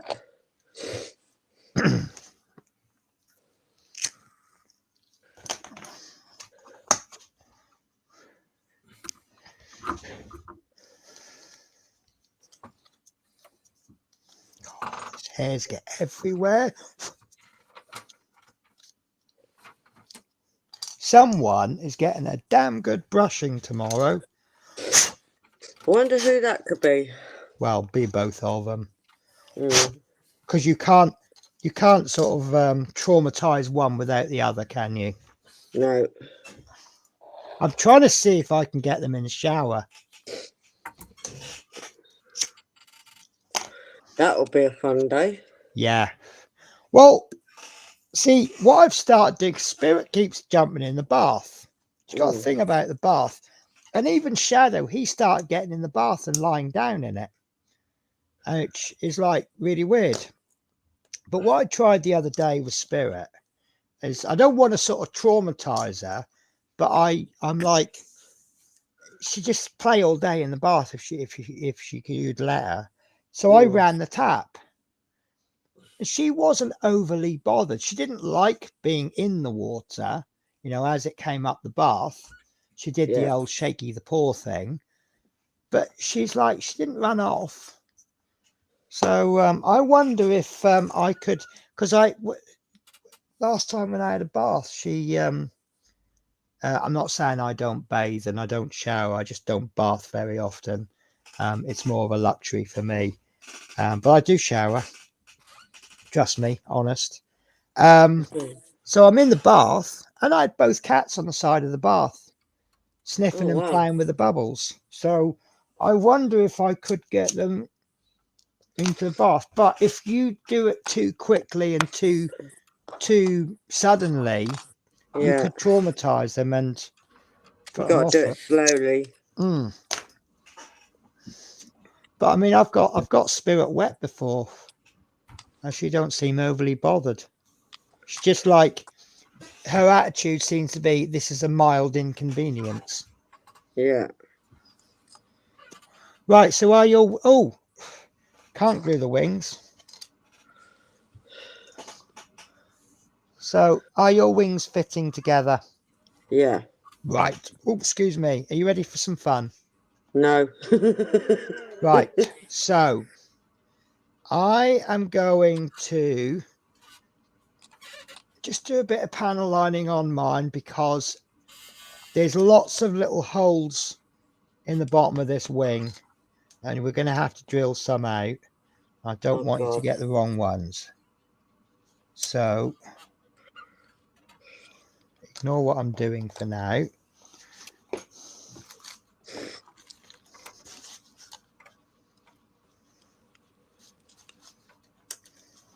Right. So what I've done is I've just popped a couple of drops of paddle line. Can you see those 4 holes? There's 2 holes there, and there's 2 holes there. Them 2 at the top of the line. Yeah. Above the line, under the line. If you start from the middle, because you'll see there's 2 holes there, 2 holes there, 2 holes there. There's 8 on each wing. I suspect normally if you see holes like that, what that means is that they've got this part generic. There'll be another version that requires those holes to be drilled out. But we only want, if you start from the middle and work across the first holes that you come to.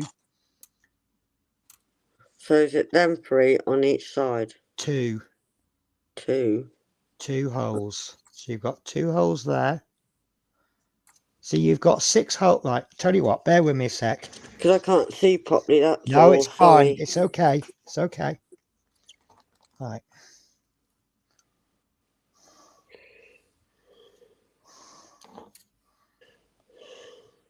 See, obviously I can pop panel liner in my holes. I can't pop panel liner in your holes. That probably came out wrong. It's all right. If Sprue was here, he'd have a field day. Oh, wouldn't he? Right. So can you see 8 holes on my wing? You've got a group of 6 holes there. Right. See where the wing is? Do you see where that gets long? It sticks out. Yeah, I got the 3 at the bottom. Just, yeah. So those 3 at the bottom, completely ignore those. Right. Those 3 holes at the bottom, there's now 3 holes above it. Yes. Completely ignore those as well. Right. Now work your way towards the middle and you'll see 2 more holes there. Yeah. They are the holes that you want. Now, if it Right. makes it easier for you, now we've got those holes, Yeah. find a pen or paint or something to mark it. Yeah. You can use a highlighter. Yeah, highlight over them if you have to, or whatever you want to do. And then do the same on the other side. That you've got 6 holes there that you want to ignore, and you've got 2 holes there.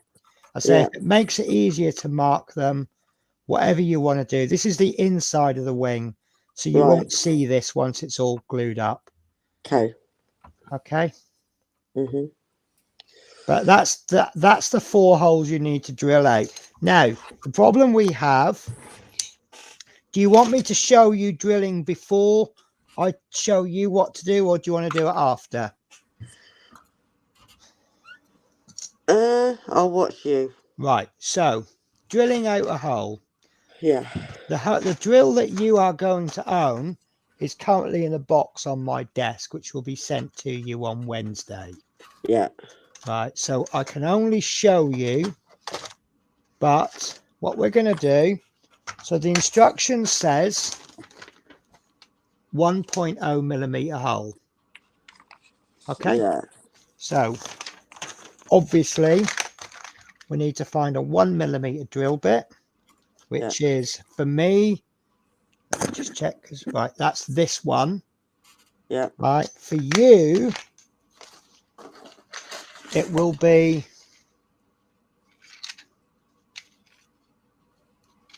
that one. Okay. Okay, because this box that I'm going to send you, the sizes are all put on the side. You've got a hole there. Yeah. And you just slide that hole to the size that you want. So there for 1 millimeter. Yeah. And then the drill bit will come out. So long as you put the old drill back in before you get the next one, you shouldn't get these muddled up. Yeah. Okay, so we've got our drill bit. Yeah. We get our drill. For me, it's this one. We undo the collar a little bit. You see inside there's like gribbery bits. Oh, yeah. Chuck. Right, open that up, pop the drill bit in, and then we close that up. We tighten it as much as we can, and that's our drill. For you, same process. Right, we'll open it up. Let's see that that's closed. Yeah. So we'll open that up. See how it opens up? Yeah. We'll put the drill bit in, and then we'll close it up until it's tight. Okay. Okay, then. Yeah. We then get our, let me zoom. Zoom. I've done that today, have I? So what we're going to do is, if I can get focus, see, if you zoom in too much, sometimes it just doesn't focus. Right, so we feel the end. There we are. So there's a little recess there. Usually if they ask you to drill holes out, there'll be a recess. We feel for that recess. You see, we have the drill bit at 90 degrees to the part. Yeah. Okay. And what we're going to do is, it's a bit hard to explain this, but I'm using the weight of the drill with a little bit of tiny push with my palm there. Yeah.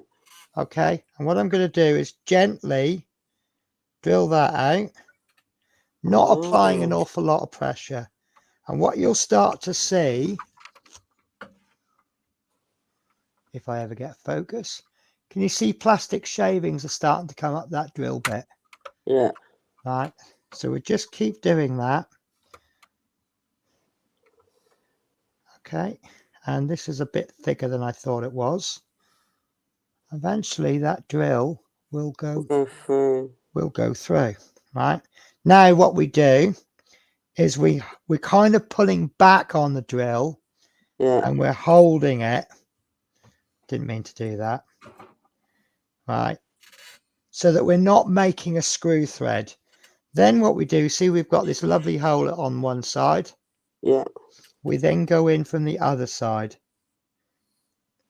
Now, there's an argument to say that you should really be drilling from that side, but what you're not trying to do is pushing the plastic through, because you'll end up with a bulge. It'll go white. It'll get damaged. Let the drill do the work. Okay. But see, if you just put the drill in and then drill it back out, you'll actually end up with a screw thread. Okay, so when it does go through, you kind of need to pull it back, so it kind of just makes that even. Do you want me to do that again? Yeah. Right. So second hole. I've got a big white box right where you're working, and I'm trying to watch it. That's fine. Right. You know So where it says you're live at the top? we find the hole with the end of our blade, the end of our drill bit. Yeah. We then hold the blade 90 degrees as best we can, 90 degrees. If it's slightly out, it won't hurt, but obviously we want to try and get it as precise as we can. Okay. Right. And using the weight of the drill with a little bit of push on you see that the end of the drill is in my palm. Yeah. Sorry, what I meant to mention, the ends of these rotate. They freely rotate, so that as you turn, that's staying put in your palm. Right. That's the bit I forgot to mention. So, but if you put that squarely in this is why I like this drill, because it just fits my hand nicely. This one's a little bit different shape. That's why you've ended up with it, Tasha, not me. Right. But my hands might be smaller anyway. No, it's listen, it's free for you. If you don't like it, or if it works but you want a better one, then at some point you'll buy your own, then you'll pass that on to someone else. Right, so we're finding our hole. Yeah. Right, there it is. Okay, I'm using the weight of the drill plus a little bit, not too much. You're not putting too much on, but you're pushing a little bit with the palm of your hand. Okay, and you're rotating that slowly. Okay. Yeah. And just let it go nice and slowly. This isn't a speed contest. No. There we go. And you see that's gone through. Yeah. So once it's gone through, continue to drill, but you're actually pulling the drill back. Yeah. And that's just going to stop that from being a screw thread. Then with the hole on the other side, come in and go in through it again. Okay. And that should give you a really nice clean hole. I see it. Yeah. Yeah. Two very nice clean holes. Now, what's going to be a spanner in the works? So I always take the time to put your equipment away, as I should be an advocate of that, because I'm always losing things. Right. So unfortunately, you don't have a drill bit. No. So we're going to have to do this a slightly different way. So instead of using a drill bit, we're going to use a knife. Oh, no. Okay. So get a very, very, very pointy knife. Yep. Okay. And we're going to do exactly the same.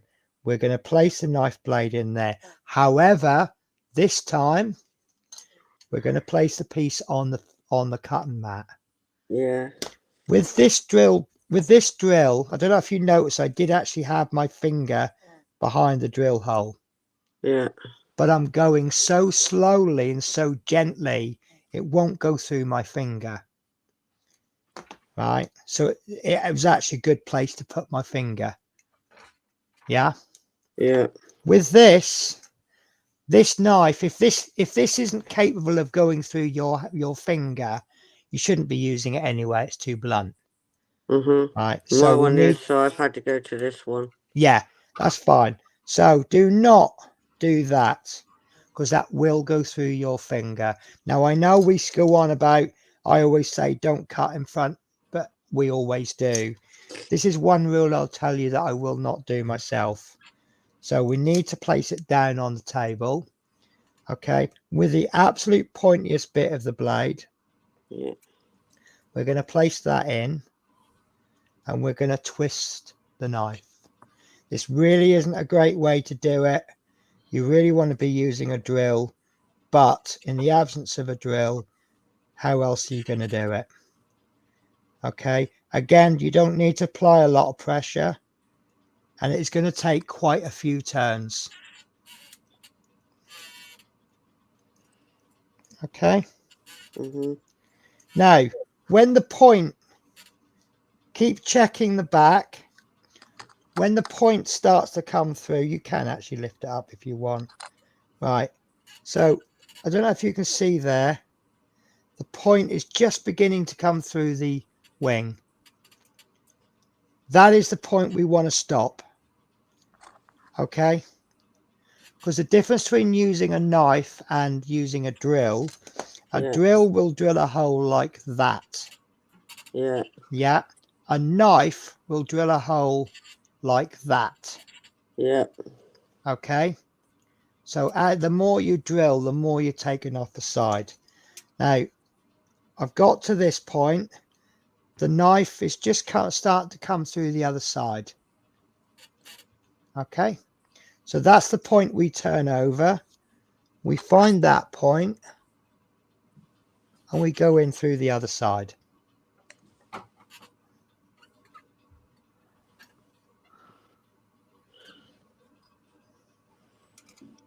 Okay. Mm. And then what we do is we just keep going backwards and forwards. Couple of turns on this side, couple of turns on the other. And as you can see, I produced a very nice hole, just not quite as clean as using the drill.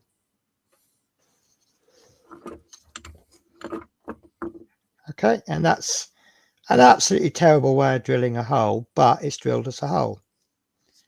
If you don't own a drill, that works very well. I've got a hole. Yeah. Now, if that hole is slightly too big, really don't worry about it. Okay. Because for the reason we're drilling holes in, if you look further on in the instructions, stage 20, we're putting pylons in. So if you do those holes slightly too big, that pylon's going to cover it. Obviously, if you drilled that hole 3 millimeters wide when it's only meant to be 1, you are going to get a big mess. But yeah, just do a little little twist from this side, a little twist from that side. So instead of creating a hole like that, you're actually going to create a hole more like that, because you're coming in. Because unfortunately with a knife, because it gets bigger the further down you go, it's going to create a funnel shape, whereas a drill is going to do a nice straight hole. Drill is always best, but you know, let's say you don't own one. No, not yet. Okay, so I'm going to leave that there. I'll do the other drill in a minute, the other hole in a minute. Now obviously I'm in a position to compare that hole with that hole. You're not. No. But if you end up with two, if your holes look round, you've done a good job. Yeah, one looks round. Yeah, that's fine then. If you've got a round hole, it's fine. Right.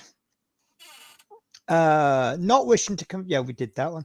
Penny's an excellent teacher. Enjoy, learn, and enjoy, Tasha. Thank you, MP. That means a lot to me. East Coast says, welcome back, MP. Welcome back, MP. Thanks, guys. Sent you a PM, Tasha.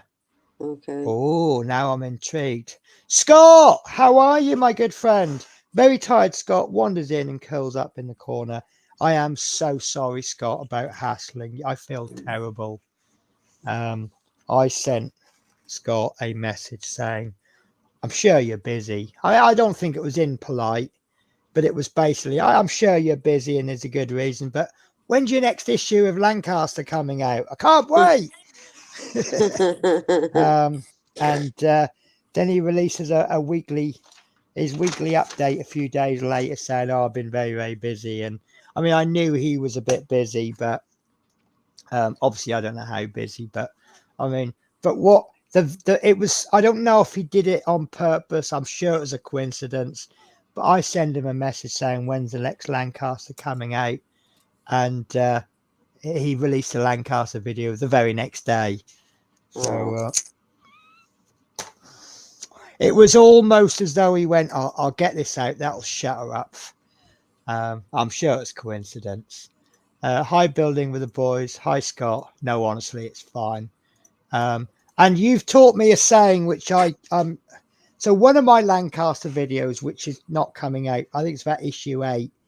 I actually have a rant. I'm going to go front view. Yeah. Because I prefer ranting to the camera. So I had a little bit of a rant. There was a post made on the Eddie Stobart group. And I know this post is going to come up at some point on the Lancaster. Let me show you the part. So this either this issue or the one before. That's what we got with one issue. It consists of 2 pieces of metal, a little support bracket, and 4 screws. And the post went, $9.99 for that. That's a complete rip-off. So I'm like, oh, and you know what I'm about to say, don't you, Scott? It doesn't work like that. So when you do a part work, you are paying for the whole model. Now, what particularly annoyed me about that is you can't see it because there's a bit of board in the way. The cab, which is about this big, this tall, massive bit of structure, that came in one issue. I did not see one single post in the Eddie Stobart Facebook group that says, wow, this part is far too big. You should have cut it in half and sent it to us in 2 issues. Everyone saw this and they went, wow, that's a brilliant issue. That was so far in the past. Everyone's forgotten. And now they're saying, this is one issue. It's not. So I ended up doing a rant because I know this is going to come. It comes up in every single issue. They have some issues where you have lots of little tiny parts. You have issues where you have, but look at the gauntlet. How many issues have we had on the gauntlet where you get one piece and a couple of screws, but the piece you get is a big piece? And I don't know how they could do it any differently. The only genuine change they should have done, Scott, you'll know this. Scott has just done a couple of issues on the Lancaster where he has the same philosophy as me. They'll say, put this piece in and glue it in. Now, we both seem to agree that if you put a piece in and it fits so tightly, you don't need glue, don't put glue in. And he puts this wall in. The next issue, there's a piece that he's got to put in and he can't really get to it because the wall's in the way. Now, had he glued that wall in, he wouldn't be able to get that in. Because he hadn't glued it in, he can take the wall out, then put it in, then put the wall back in. But it's funny because people don't necessarily know the cost of things. Issue 3 or 4 of the ET, it essentially consists of an LED, a bit of wire, and a bit of plastic. And I know for a fact that they've made a huge... Terry, how much would it cost you to do me one LED with a little bit of wire on it? About 10 pence. About 10 pence. There you go.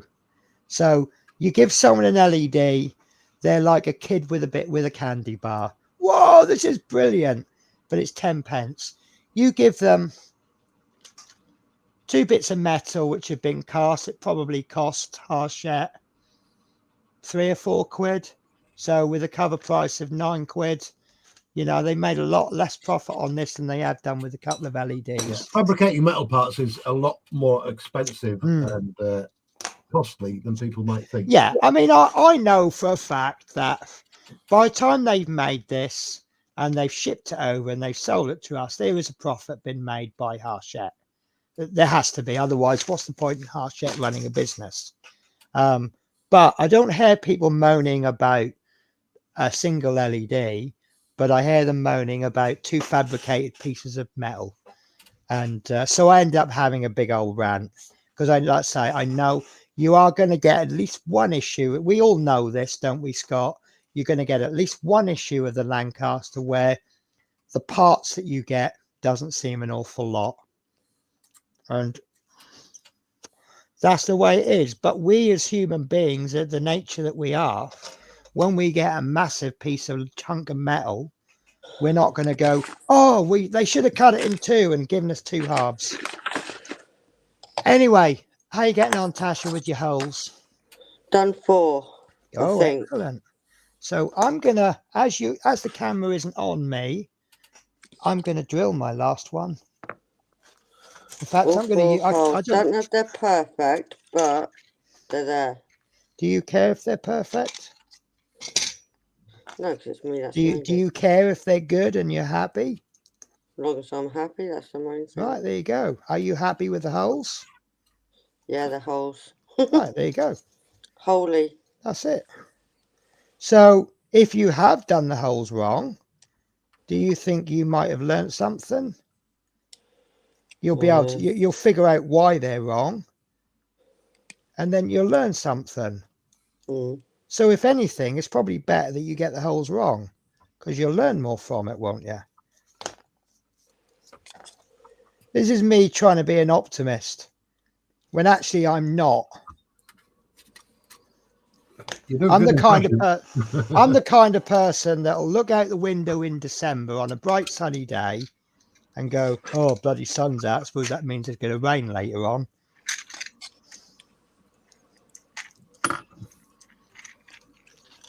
And on a Friday, I'll go, oh, I got a really nice pay packet. I bet extra bills will come in. Right. So if your holes look anything like that, even remotely like that, you've done all right. Don't know if you can Unfortunately, see because the plastic's thin, you can actually see the holes, the other holes that we haven't drilled out. There's my holes. Can you see through them? Yeah. They look all right. They don't look scruffy. Yeah, they're all right. 4 What's holes. wrong with them, Tasha? Right. So, are you confident that they are 2 1mm holes level in a line? I don't know. Because once we glue these wings on, you can't do those holes anymore. No. Right. So, let's do these wings, and then we'll leave it there, because I don't want to glue the wings onto the fuselage yet, because the fuselage, I want to leave that overnight. Now, this is where I personally would use 2 types of glue. You'll see that on these wings, there's some flat areas where there's lots of surface for the wings to meet. Now, if you put Tamiya extra thin on there, by the time you've got this wingtip on, that will all have evaporated. So I personally would use the old-fashioned cement, or in my case, Tamiya cement. So you can, if you want to. I don't know where this cat hair. I cleaned this cat hair off about 5 times, and it's still. I think it's probably on the desk. And yes, Terry, you did tell me you shouldn't really have your cat on your craft desk. Right. So what I would be, I mean, you can put that wing on, drop some Tamiya extra thin in there, and it'd probably be okay. But I would like to know that the glue has got in under there. So you're using poly cement. So personally, I would crack the poly cement out. And I'd actually be using a combination of the two. So we'll get some poly cement down the edges, and then we'll pop the wing on. We'll pop a clamp on there, and then we'll finish it off with some extra thin. That's how I would do it. Some Right, people so how make, am I doing it? Just round them edges well, here? if you hold, because luckily the wing's not going all the way to the end, so you can hold it there and hold it on the tab there, because you don't want to glue your fingers and get fingerprints. So I would be looking at definitely putting glue down there along that edge there. Yeah. And if you can get some along there, then we'll pop that wing onto there like so, making sure there's a little pin just there, and that pin is going to go there. So make sure that pin goes in properly down there, and then we'll pop a clamp on there, or masking tape if you had masking tape. But I'd go with, you get away with a clamp option. So we'll perhaps pop a clamp on the end there and a clamp on the other end, and then we can just reinforce that if we want to with Tamiya extra thin along there and along there. I say you could get away with doing the whole lot in Tamiya extra thin, but I just like to put the thicker glue in. And as I say, I use this, but if you're using your poly cement, remember, cut a little bit of cardboard off, shiny cardboard, use that as a little palette, and then get your little strip. A cocktail stick or something is good, because you own cocktail sticks now, don't you? Because you're an advanced modeler. Yes. Yeah. So get a little bit of something, bit of plastic. See, I'm lucky as a part work modeler. I've always got a bit of plastic I can grab. That is a bit of rubber. That's what I use for the paint. So I could put my glue on there. I've always got a bit of part work rubbish laying around somewhere. There you go. Spoiler foiler. I filmed issue 16 of the RoboCop. And I've also done issue 44 of the Infinity Gauntlet.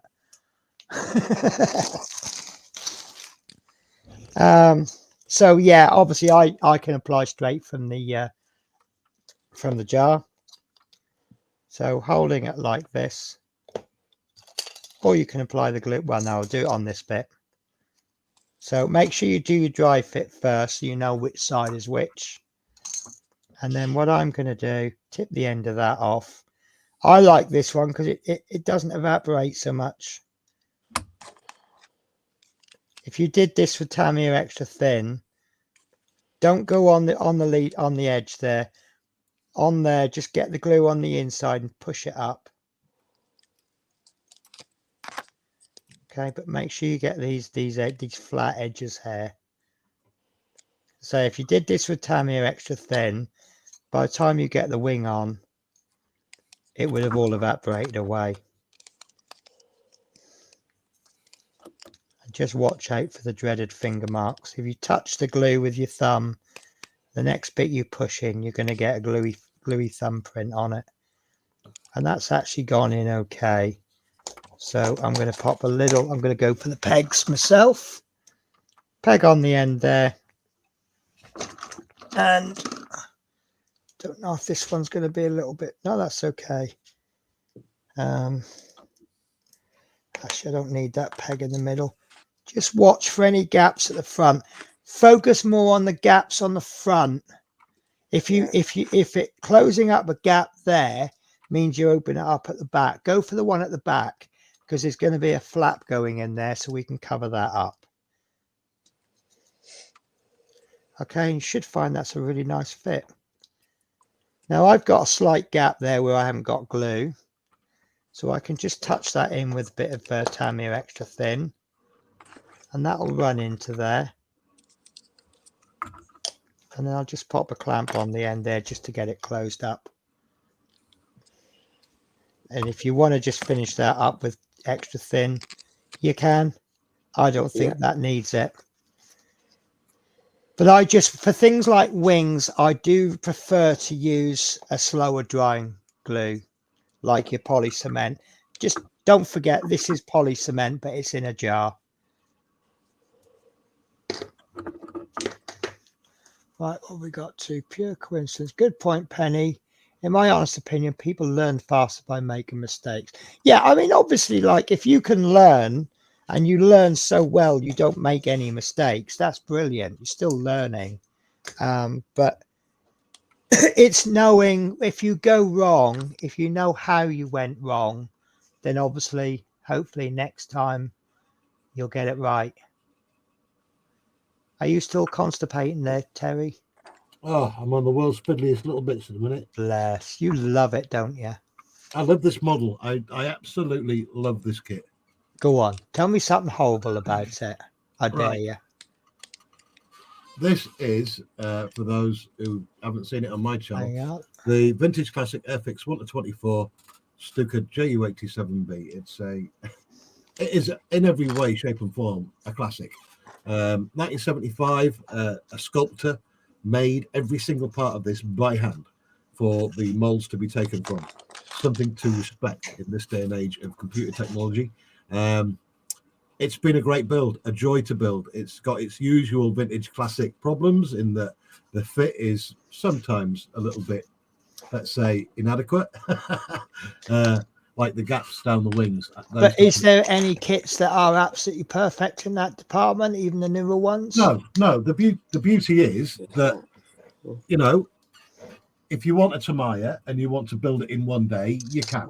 No filling necessary. It's a precise kit, built, painted a day, right? With an Airfix kit, because they've put so much love and care into the detail. I mean, you name me any other, you know, you could look at the just look. Every single rivet is bang on according to the actual real life Stuka. Every panel line exact bang on to the real Stuka. The trumpeter version of this, which was done all on computer and released a few years ago, 1/24 scale the same. It's got nowhere near the detail, and it's twice the price. Yeah. So it's worth every single second of the effort that I've put into it for the filling, the detailing, bringing out the rivets and everything like that. It's just been a glorious build that's kept my mojo going from beginning to end. You really have enjoyed it, haven't you? Oh, mate, usually I'm flitting from project to project. Yeah. Nothing holds my attention. You know, oh, new shiny thing, let's do that. But this one, from beginning to now, I've not veered off of this because it's such a great kit. Yeah.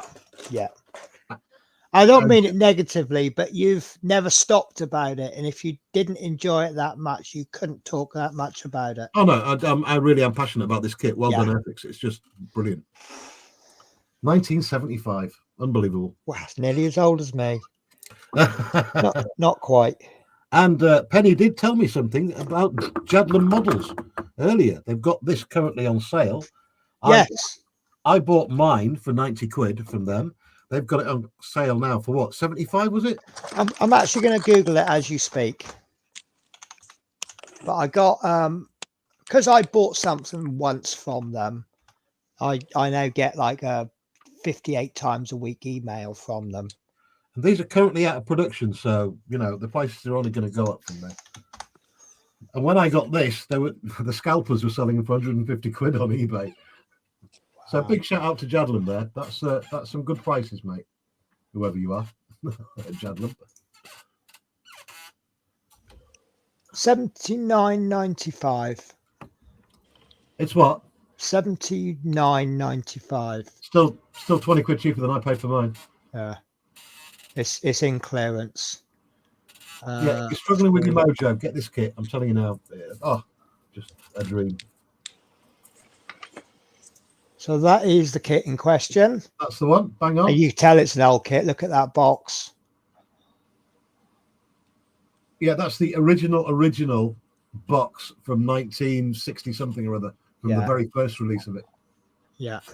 So I mean, to be honest with you, I mean, I can spend that much on a 1/48 scale kit. So I'd say that's a good price. And it's gigantic. I mean, there's my hand. This is a huge, huge model. Yeah. Well, it wasn't. It's not a small plane, is it? Well, you can see it. It's taking up more screen than you are. Well, the wingspan is the same as the 124 Mosquito, believe it or not. Yeah. Yeah, I can believe that. Right, how are you getting on, Tash? Don't know. Lovely. Are they all fitting nicely? Yeah. Okay. Right. So I'm suggesting, as far as building is concerned, we've done as much as we can do tonight. Yes, I agree. We've actually done a lot, and I think we've been quite technical today, haven't we? Right. Let's see if my propeller still. My propeller still turns. Mine does, but I'm not moving it. Right. So I've got this in clamps. I could probably take these clamps off now, but I'm not going to, because I'll let that. So remember I said the difference between drying and curing? Yeah. This glue is dry. In fact, it's probably dry on the wings, but it needs to really set. It really needs to dry off properly. What actually happens with this glue is it melts the plastic. Yeah. So you end up with, I'm kind of simplifying it a little bit, but the top layer of plastic kind of turns to liquid, and then the other piece of plastic turns to liquid, and then you push it together and that liquid mixes, and then it gets to a point where it holds, and that's what we call dry. But it's still got a little bit of liquidy in it. Leave it overnight. All that moisture, it's not moisture, but it's the same sort of thing, that all releases, and then that plastic hardens up again, and that's what we call cured. And it'll probably be, the amount of glue I put on that probably be overnight to cure. So if I took those clamps off and I pulled it apart, it would do damage to the kit, but I could pull it apart. Tomorrow, if I do it, I'd probably actually, the glue joint might even be stronger than the actual plastic. So I wouldn't be able to rip it apart and reuse it again. It would be damaged if I take it apart. Yeah. So provided the glue's done its job. So on the next stream, we will be marrying these up, and I'm a little bit scared because I'm wondering if we're going to get a join between the body and the wing. 9 times out of 10, I always get a join. We have done very, very well with kits so far, Tasha. You've had really good fitting kits. You chose this, didn't you? This Mustang? Yeah. Yeah, you chose really well. I don't know. You obviously really, you're a secret advanced modeler, and you've done this kit, and you know it goes together well. But no, it's a really, really good kit. Well, you chose the Sherman, so I chose the plane. And it's your turn next time to choose the next one. Well, in that case, we're choosing a mine-sweeping tank, a big one. Do you know any kits like that, Tasha? No, I have no idea. I don't know. Is it the one next to me? What do you reckon we should do next, Terry? The Stuka. No, for a beginner. The Stuka. For a beginner. Do you know, I actually think Natasha could handle a Mozzie. Which Mozzie? 172, 148 Mozzie to Maya. Do you know what? Be a nice little build, that. Yeah. Or even a Harrier. Not the Tamiya Harrier, though. To be honest with you,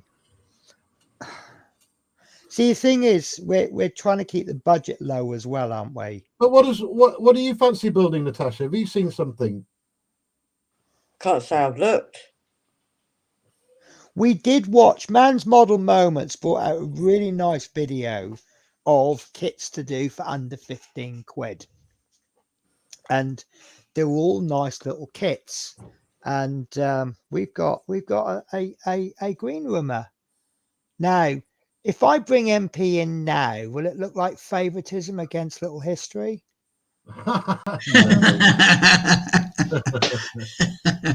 Why? Where have you? Oh, you're there. Are you invisible?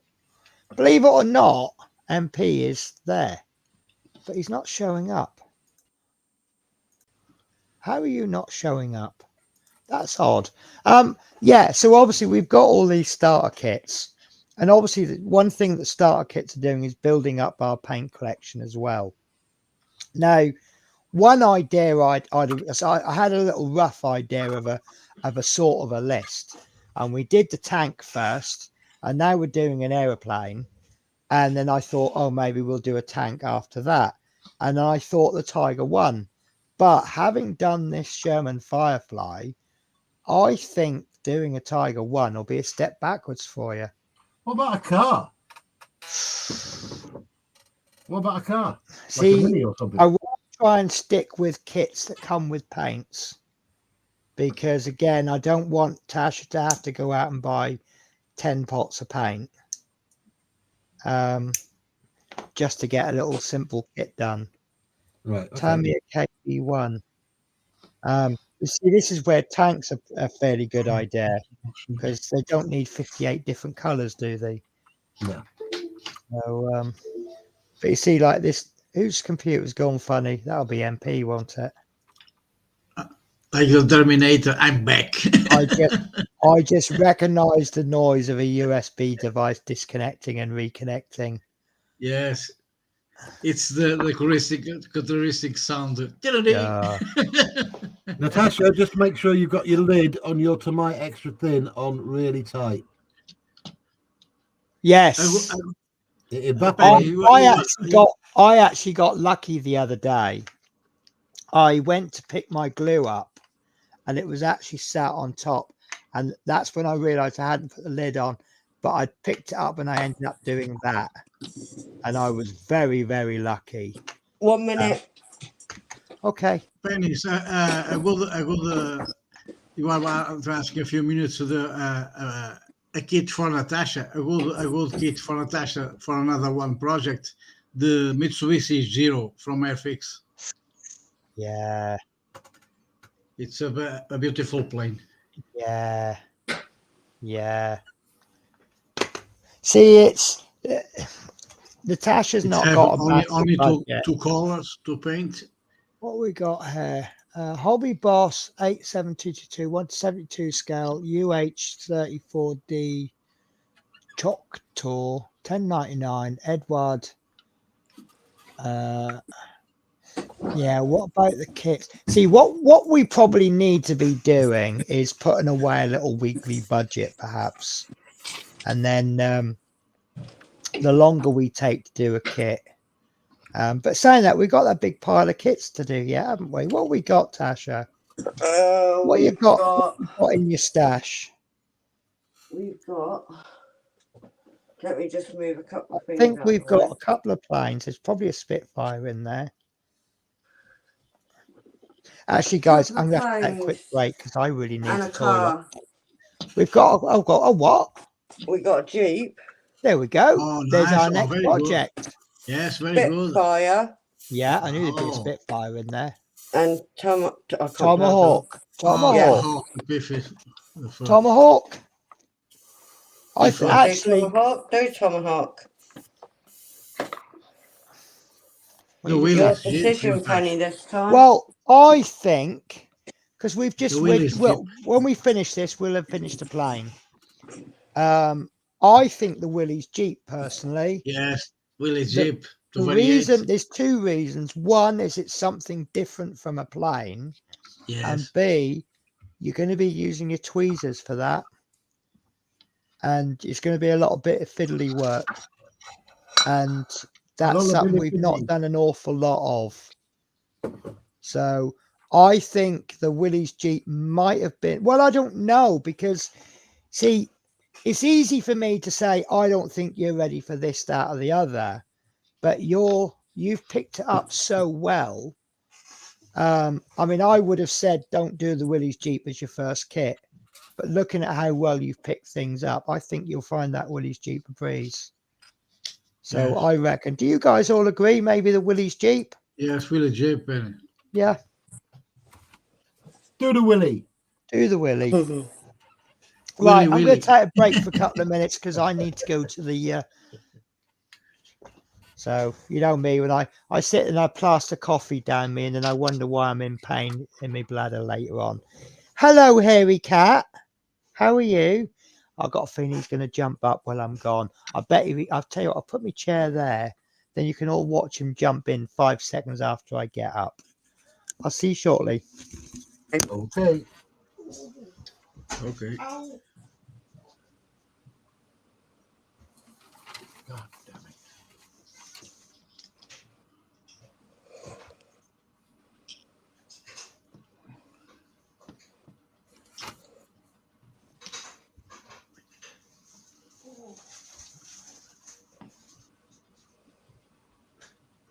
Oh, you son of a.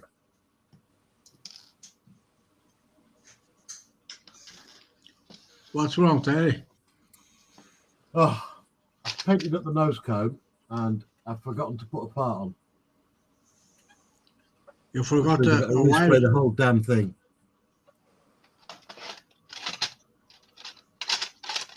Ah, doing it.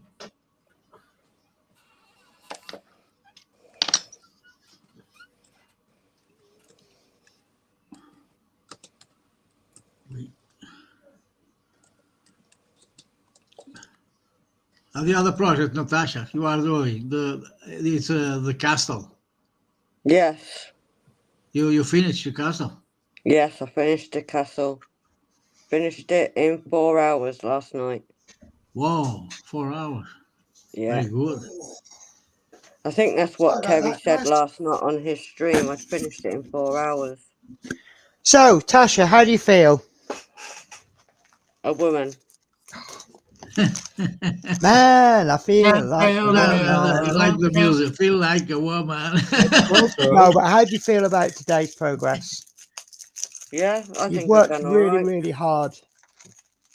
You know, you've kind of had to on this one. I think we pushed you to the limit a little bit, haven't we? Mm. But do you feel good for it? Yeah, something else I learn. Yeah, we put you in choppy waters and you kept your head above water, and yeah, you've done really well. Yes. I was a little bit challenged in places, and I've been modeling a little tiny bit longer than you. So no, you've done really, really well.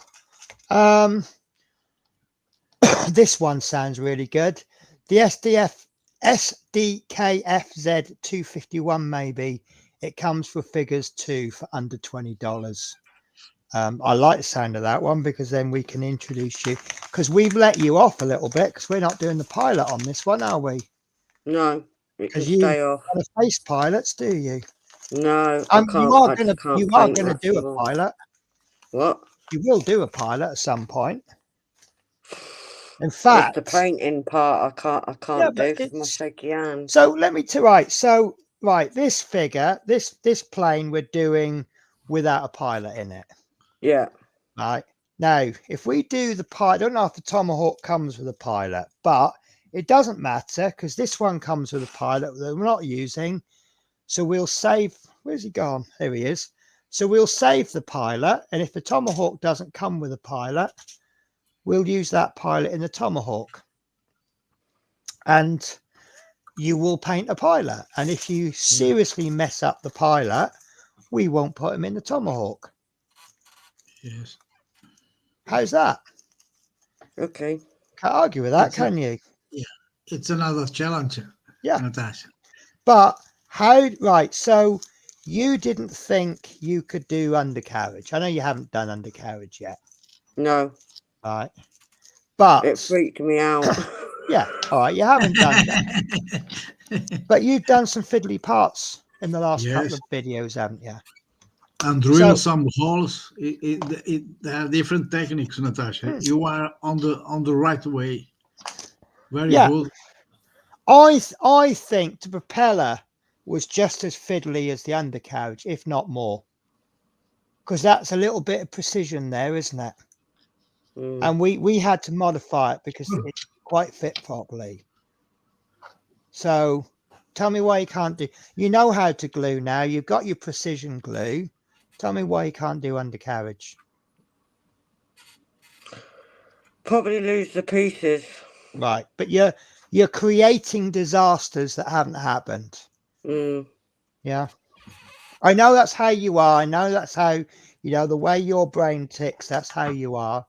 Yeah. But look, I'll do you a deal. If you're going to lose the pieces for the undercarriage, make sure you do it before we commit to having the wheels down. Right, because if you lose Natasha, parts, it can't be any worse than Penny's Guy Gibson.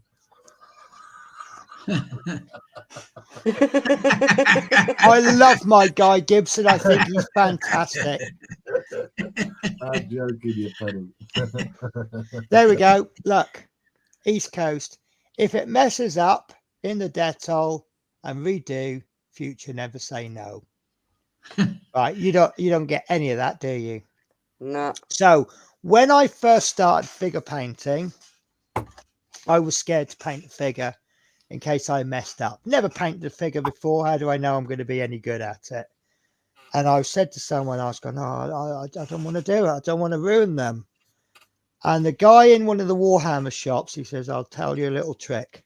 And he told me how to strip the paint off miniature figures. And from there on in, I was never scared to give it a go. I've had to strip a lot of figures, but it's not final. Once you put the paint on, it's not final. And Dettol is one of the things that you can use to strip paint off figures, and it won't damage the plastic. So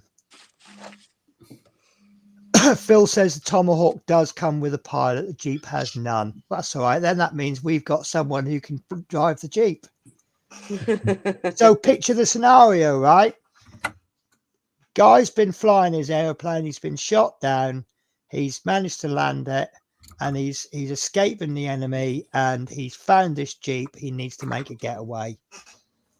So that's why we've got a pilot. But yeah,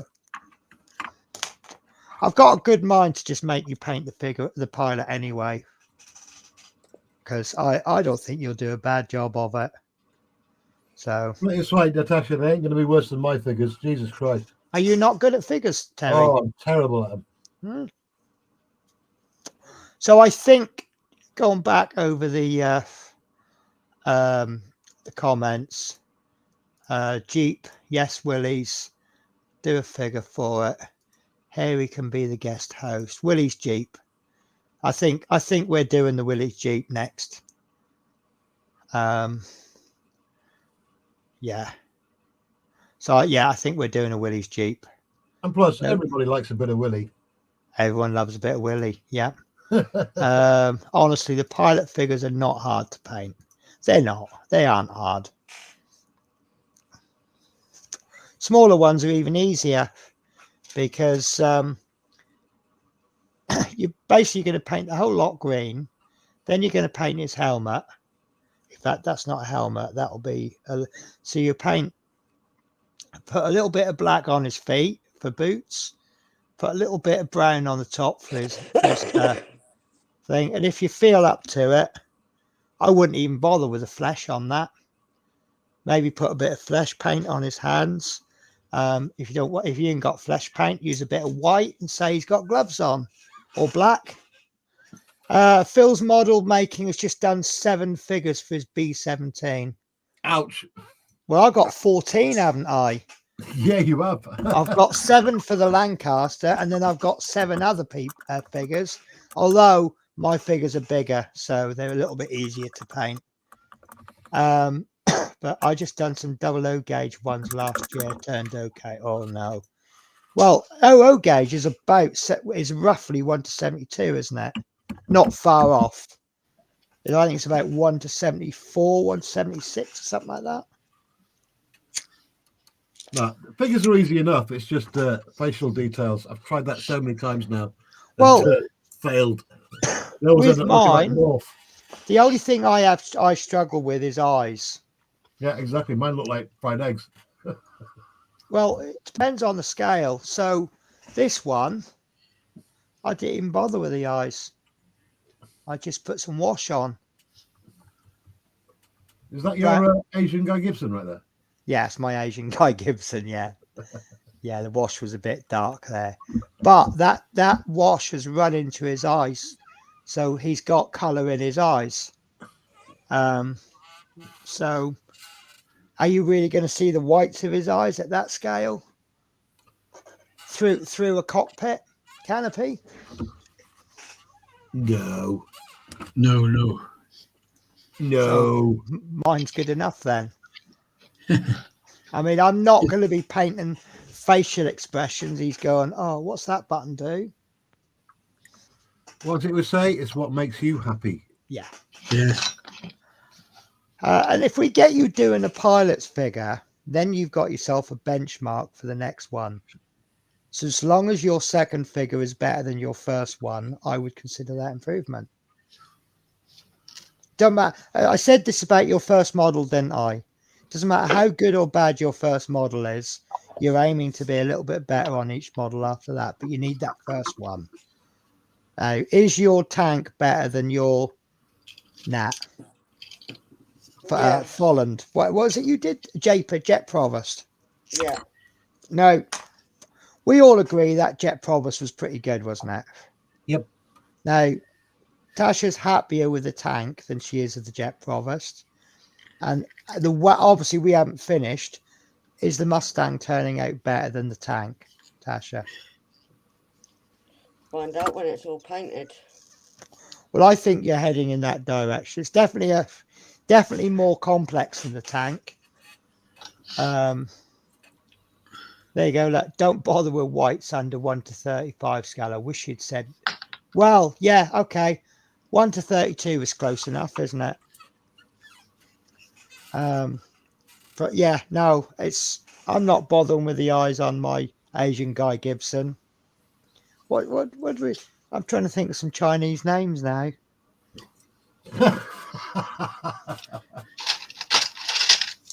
What's Asian for Guy? And what's Asian for Gibson? I can't tell you. We're bordering on racism here, so I'd leave it alone. Well, yes. Dream big, build small. Correct, Penny. Don't compare yourself to others. Just work on building your skills and having fun. So, yeah. But yeah, I this model you're doing right now, the Mustang, it is more complex than the tank. So, and you are definitely heading in the direction of. I mean, you've done really well on the tank. I mean, someone even said that you've done better on your tank than I did on mine. Yeah, I can't remember who that was. No, I think I banned him from the channel. No, you didn't. Wasn't me. I know it wasn't you, Terry. Do you think I'd be giving you $5 a month if it was you? Yeah. Silverware in hand, then throw. Names done. A night film. It was me. There you go. Oh, was he on the stream, wasn't it? Yeah. He didn't just say it. He said it to my face. Yeah, no, I got no issues with that. No issues with that. You know, I'm trying to make this about you. Is that a stand you've got there for it, Terry? Yeah, apparently they do say on the forums that no one could get this to balance on the stand, and obviously me ignoring everybody. Obviously, yeah.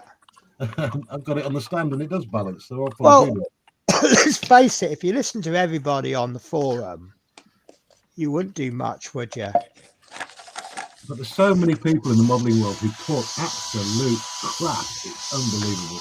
Well, the only issue I have with the I'm one of modeling them. world is, well, actually, the problem I have with Facebook, a lot of people can't seem to tell the difference between opinion and fact. And if they have an opinion and then you say, my opinion differs with yours, they're like, what? How dare you? Oh, you are wrong. I'm going to get the capital letters out on the keyboard. And it's, I've actually just joined a Facebook group. It's all about painting with acrylics. The guy who's founded it, he gets a bit fed up with people going, "Oh, you'll never make a good model with acrylics. You've got to use lacquer-based paints, and you've got Why to have you went use." round to that guy's house and just give him a good slap? But the thing is, the guy who's set the Facebook page up, he is a seriously good modeler. You'll never paint a good model with acrylics. Shut up, you idiot. Yeah. And is it Plasmo? He did one model in oil, totally in oil paints. And my hat is off to him because Oil paints are great if you can wait 2 weeks for the oil to dry. yes, yeah, yeah. Seriously. For example, Pennies, you can paint a plane with oil paints with no problem. Well, one challenge I'm setting myself up for is I want to paint. I want to paint a model totally with craft paints from Poundland, because I know I'm capable of doing For it. example, with these oil paints, you can paint a plane. Yeah. Just thin the with a little cup, with a little cup. You just thin the paint, and you can do by brush or airbrush it, no problem. Thing is, though, Manuel, I actually think, and don't take this offensively, but I think you're a better acrylic painter than the oil. You just thin. With this, you just thin the paint. I can paint with this. Yeah. This is like paint with a wash. Where I fall down with the oil is one area that I'm weaker in. Corey's joined us. Hey, Corey. With oil, you just use white spirit or enamel thinner. Right, I'm losing comments by the looks of it. And I said, just come in. I didn't see Corey come in. He's been here ages. Sorry, Corey. No, it's okay. I'm looking at the actual stream on my channel. It takes 5 minutes for it to come through onto the YouTube channel, the chat. Yeah. For example, Pennies, you have here a little tool you do in Scratch with a little part of a old brush. You cut the part of the front, you put a little in metal off in it, and you just have a glue acrylate to pick the pieces of the plastic. You can see. Yeah. I create a tool for super glue applicator with a little point. It is like an alphabet for clothes. You can see metal. I just create a tool to put the super glue with a little point. Yeah, sorry, change that. I like this comment. The goal of a teacher is to train their student to surpass them. I think I've done that, haven't I, already? Oh, yeah. Mind you, if the teacher doesn't know that much, it's not going to be hard for the student to surpass, is it? Yeah. So Dream Big says, can't paint well with acrylics. Ha ha ha ha. That's primarily what I use. Yeah, that's all I use. Oils and enamels are good for washers. Again, that's what I use them for. So much lag. I use acrylics or occasionally enamels. I can't. Yeah, the problem, I'm still building. I'm not got around to it yet. I'm building a spray booth, and it's going to have a fan in it and everything. And once I've built that, I'm going to be trying other paints. But right now, with my asthma and having 2 cats, anything smelly is. It's bad enough today. Because I won't use odorless spirits because I'm such a skinflint. So I use white spirits for my oil paints. and I managed to not, as I always do, I use the flimsiest containers for white spirits, and if I can get them out, I use these, and then I knock it all over the table, and then all afternoon my whole room stinks of white spirits. It's bad enough with those, so I can't use lacquers and things because it's just the smell. But once I get my spray booth, I'll try them out. But for lacquer paint Spanish, you can use alcohol. Yeah, but the smell is just too much. The alcohol, the 95% is the best for to thin lacquer paint. Once I get my spray booth, what I'm going to have I've got like an extractor fan for it. It's going on the back straight out the window, but it's also going to be a cover on the front so that when I've finished, I can pull the cover down, leave the fan running for about half an hour, and that should just shoot everything out the window. And then we'll see how we get on with it. Because I've had a little go with the Mr. Color with the thinners, and the results were really, really good. And they just seem so forgiving. Because I'm one of these, when something tells you, you know, how to do it, I'll try and break it. And I went on an airbrushing course, and I was told you thin them 50-50 with thinners, and Mr. Color and 50-50 with thinners. And they said, don't worry about it if you go over a little bit. If you thin them a bit too much, don't worry, you know, you just won't get the coverage. And for some reason, I went, let's take the Mickey hair. And I thinned them something like 4 parts thinner, 1 part paint. And do you know what? They were still lovely to work with. It was just that they were I had to do so many passes with the airbrush to get any coverage.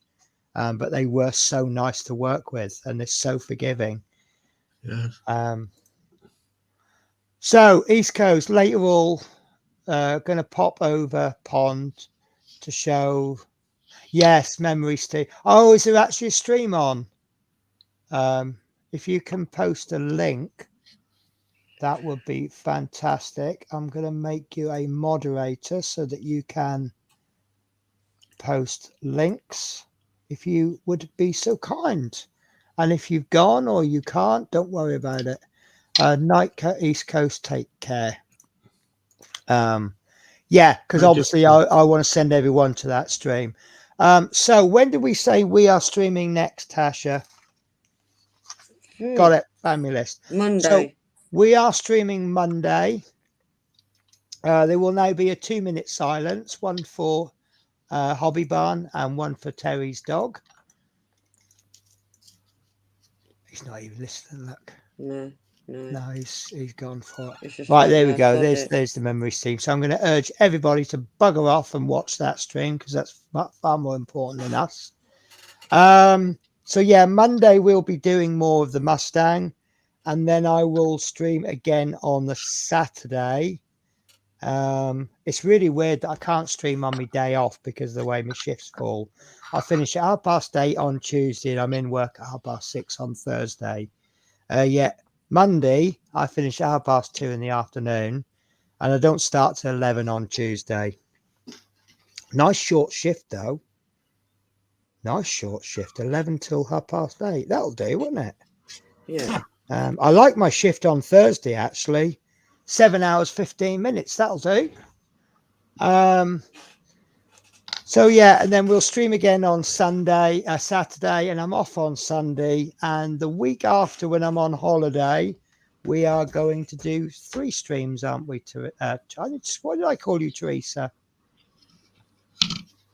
Your name doesn't even begin with a T, let alone Teresa.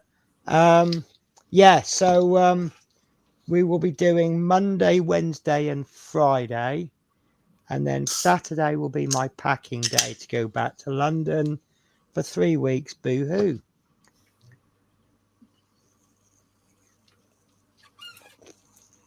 So we have got Terry and MP to say goodbye. Now we are going to have this argument over who should close the show. Penny.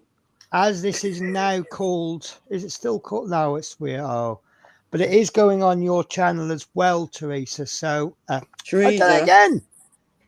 Teresa, you having a laugh? I'm so sorry. I didn't mean to insult you, Teresa. I'm sorry. Yeah, good night, John. Right. So, who wants to say goodbye first then? Goodbye. There you go. Thanks for having me, Penny. Always a pleasure, never a chore. Goodbye, Penis, Natasha. Thank you, Penis, for having me out. Lovely. So that's it. Goodbye from me. I'm jumping in there quick so that Tasha has to finish the show. Right, I'll take care, guys. So click that link, go over and see that memory stream, and we will catch you on Monday. Take care, guys. Bye-bye. Take care. Bye.